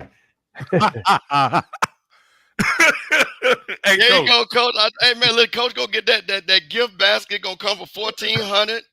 They're going to invite him, man. Next thing, Coach going to be over there on the mass meeting on Monday, boy. Breaking it down with Zoe, boy. Reverend Ike Zoe and Coach Cole, boy. Reverend Ike Zoe and Coach Cole, breaking it down. You feeding it. You feeding into the foolishness, Coach Cole. you know they want two victories in SWAC standings for beating FAMU. Yeah. That's what they're working on. They're gonna petition the SWAC to try to get 2 victories for beating FAMU. I'm totally against that because they want more credit than just to win. I don't know what else they want. Look, FAMU is like Deion Sanders. It's the Florida A&M. That's the team to beat. Hey, let's take it, man. You take the trophy home. You had great records. You've been kicking everybody's butt. Man, you know, you like Goliath. You know, everybody playing FAMU is like David. So when they can take down the giant, you know. I just know what, I know what this is all about. Coach is looking to get some extra money and get that analyst job up there at Jackson. Because everybody knows he knows offense. And he's saying, you know what? He knows Coach, listen, I understand, man. Listen, first of all, he already gave his brother the Valley job. Hey, man, listen, read the boy's resume. Listen, I mean, when I say his brother just needs to just. He done done all the work for the AD, huh? He done done all the work for the AD. Done all the work. I'm telling you. He done broke it down for, like I say, so, hey, TC, look, Coach Cole could be an analyst. Go on and bring him on for the rest of the season.